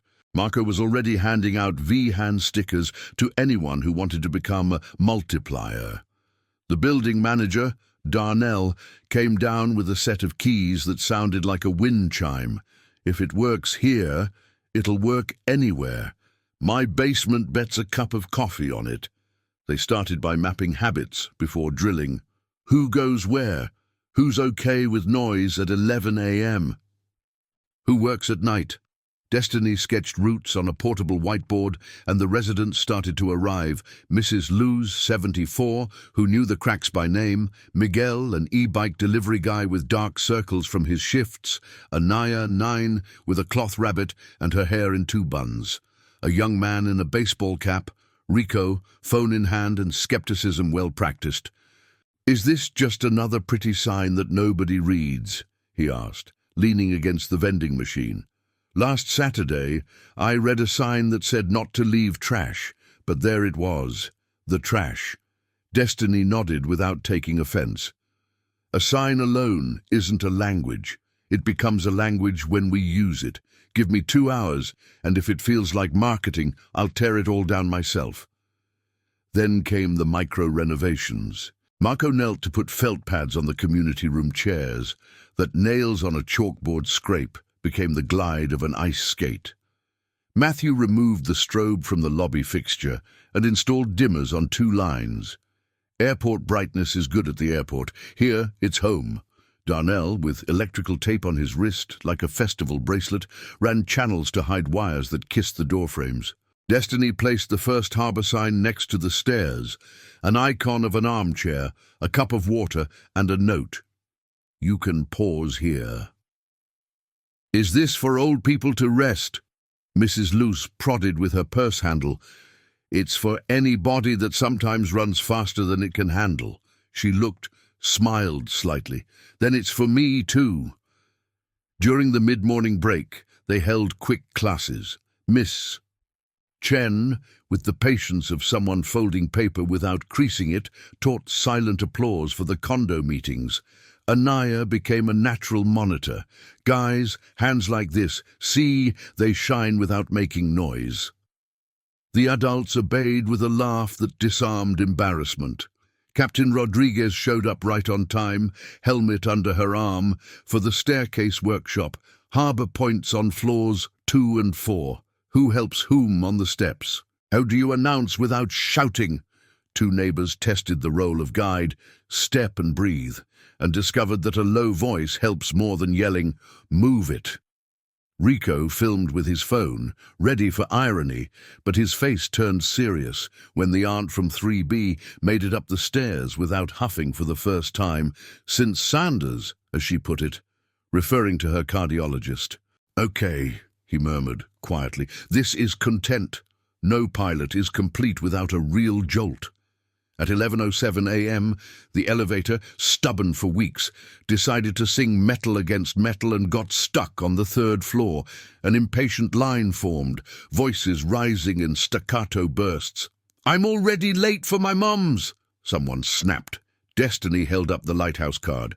Marco raised his hands in a V. Darnell used the intercom with a limited mic. The scene that would have been chaos became choreography.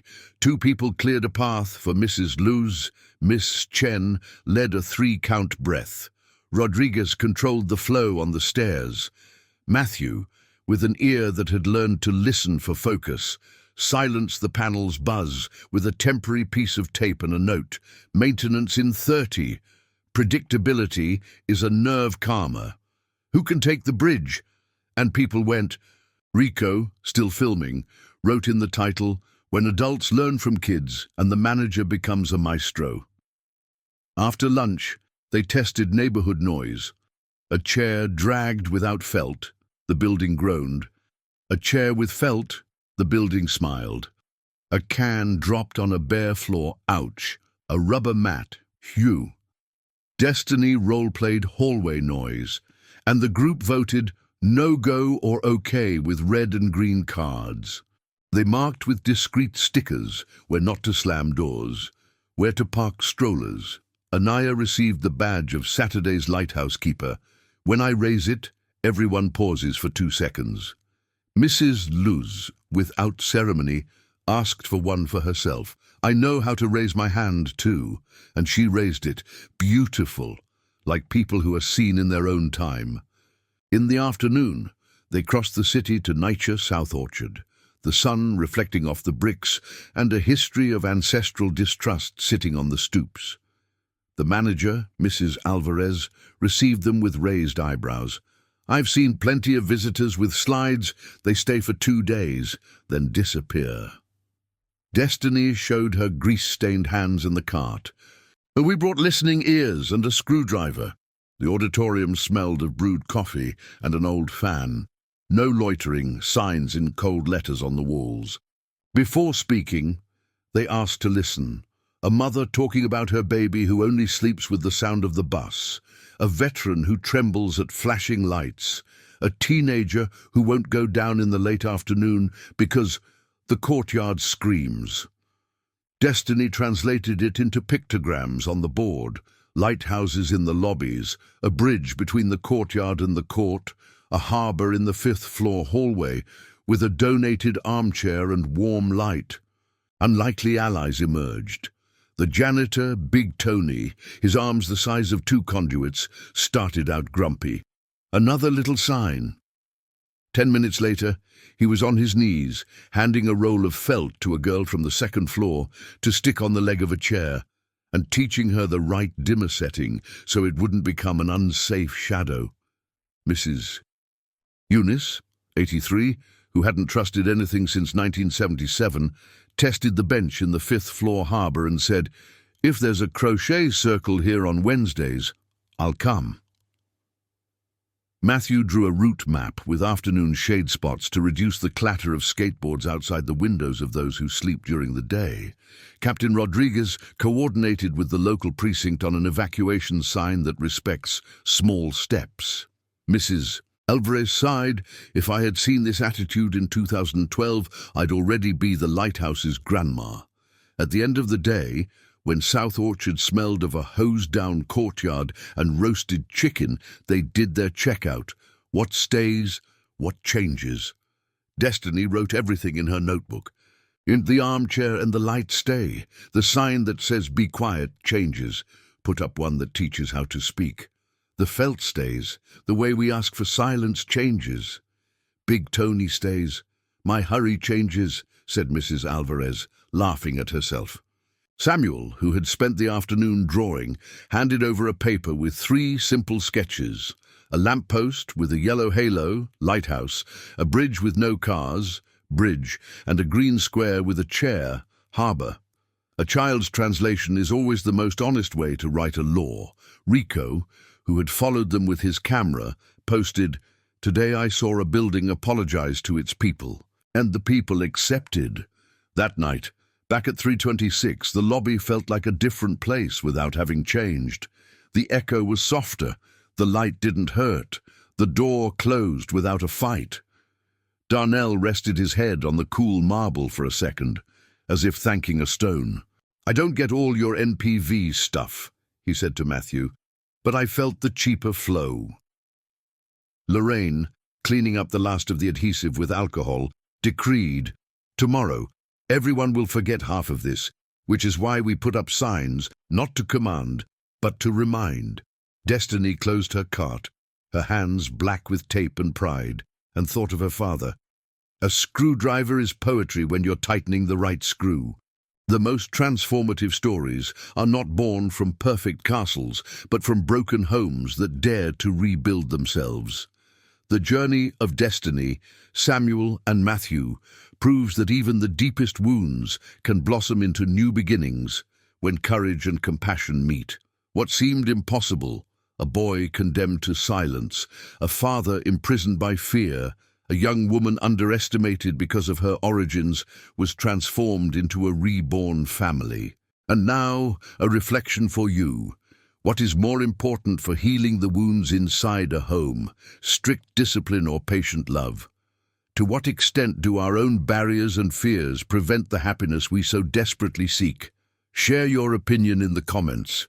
Perhaps your experience is the answer someone needs to read today. If this story touched your heart, like the video, share it with someone special, and subscribe to the channel so you don't miss the next chapters. Here, every week brings a new journey of hope, struggle, and redemption. And don't leave yet.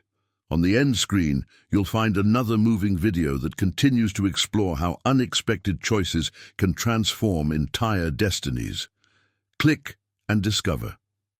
Thank you for watching, and remember, no matter how dark the night, there is always a spark ready to reignite the light within us.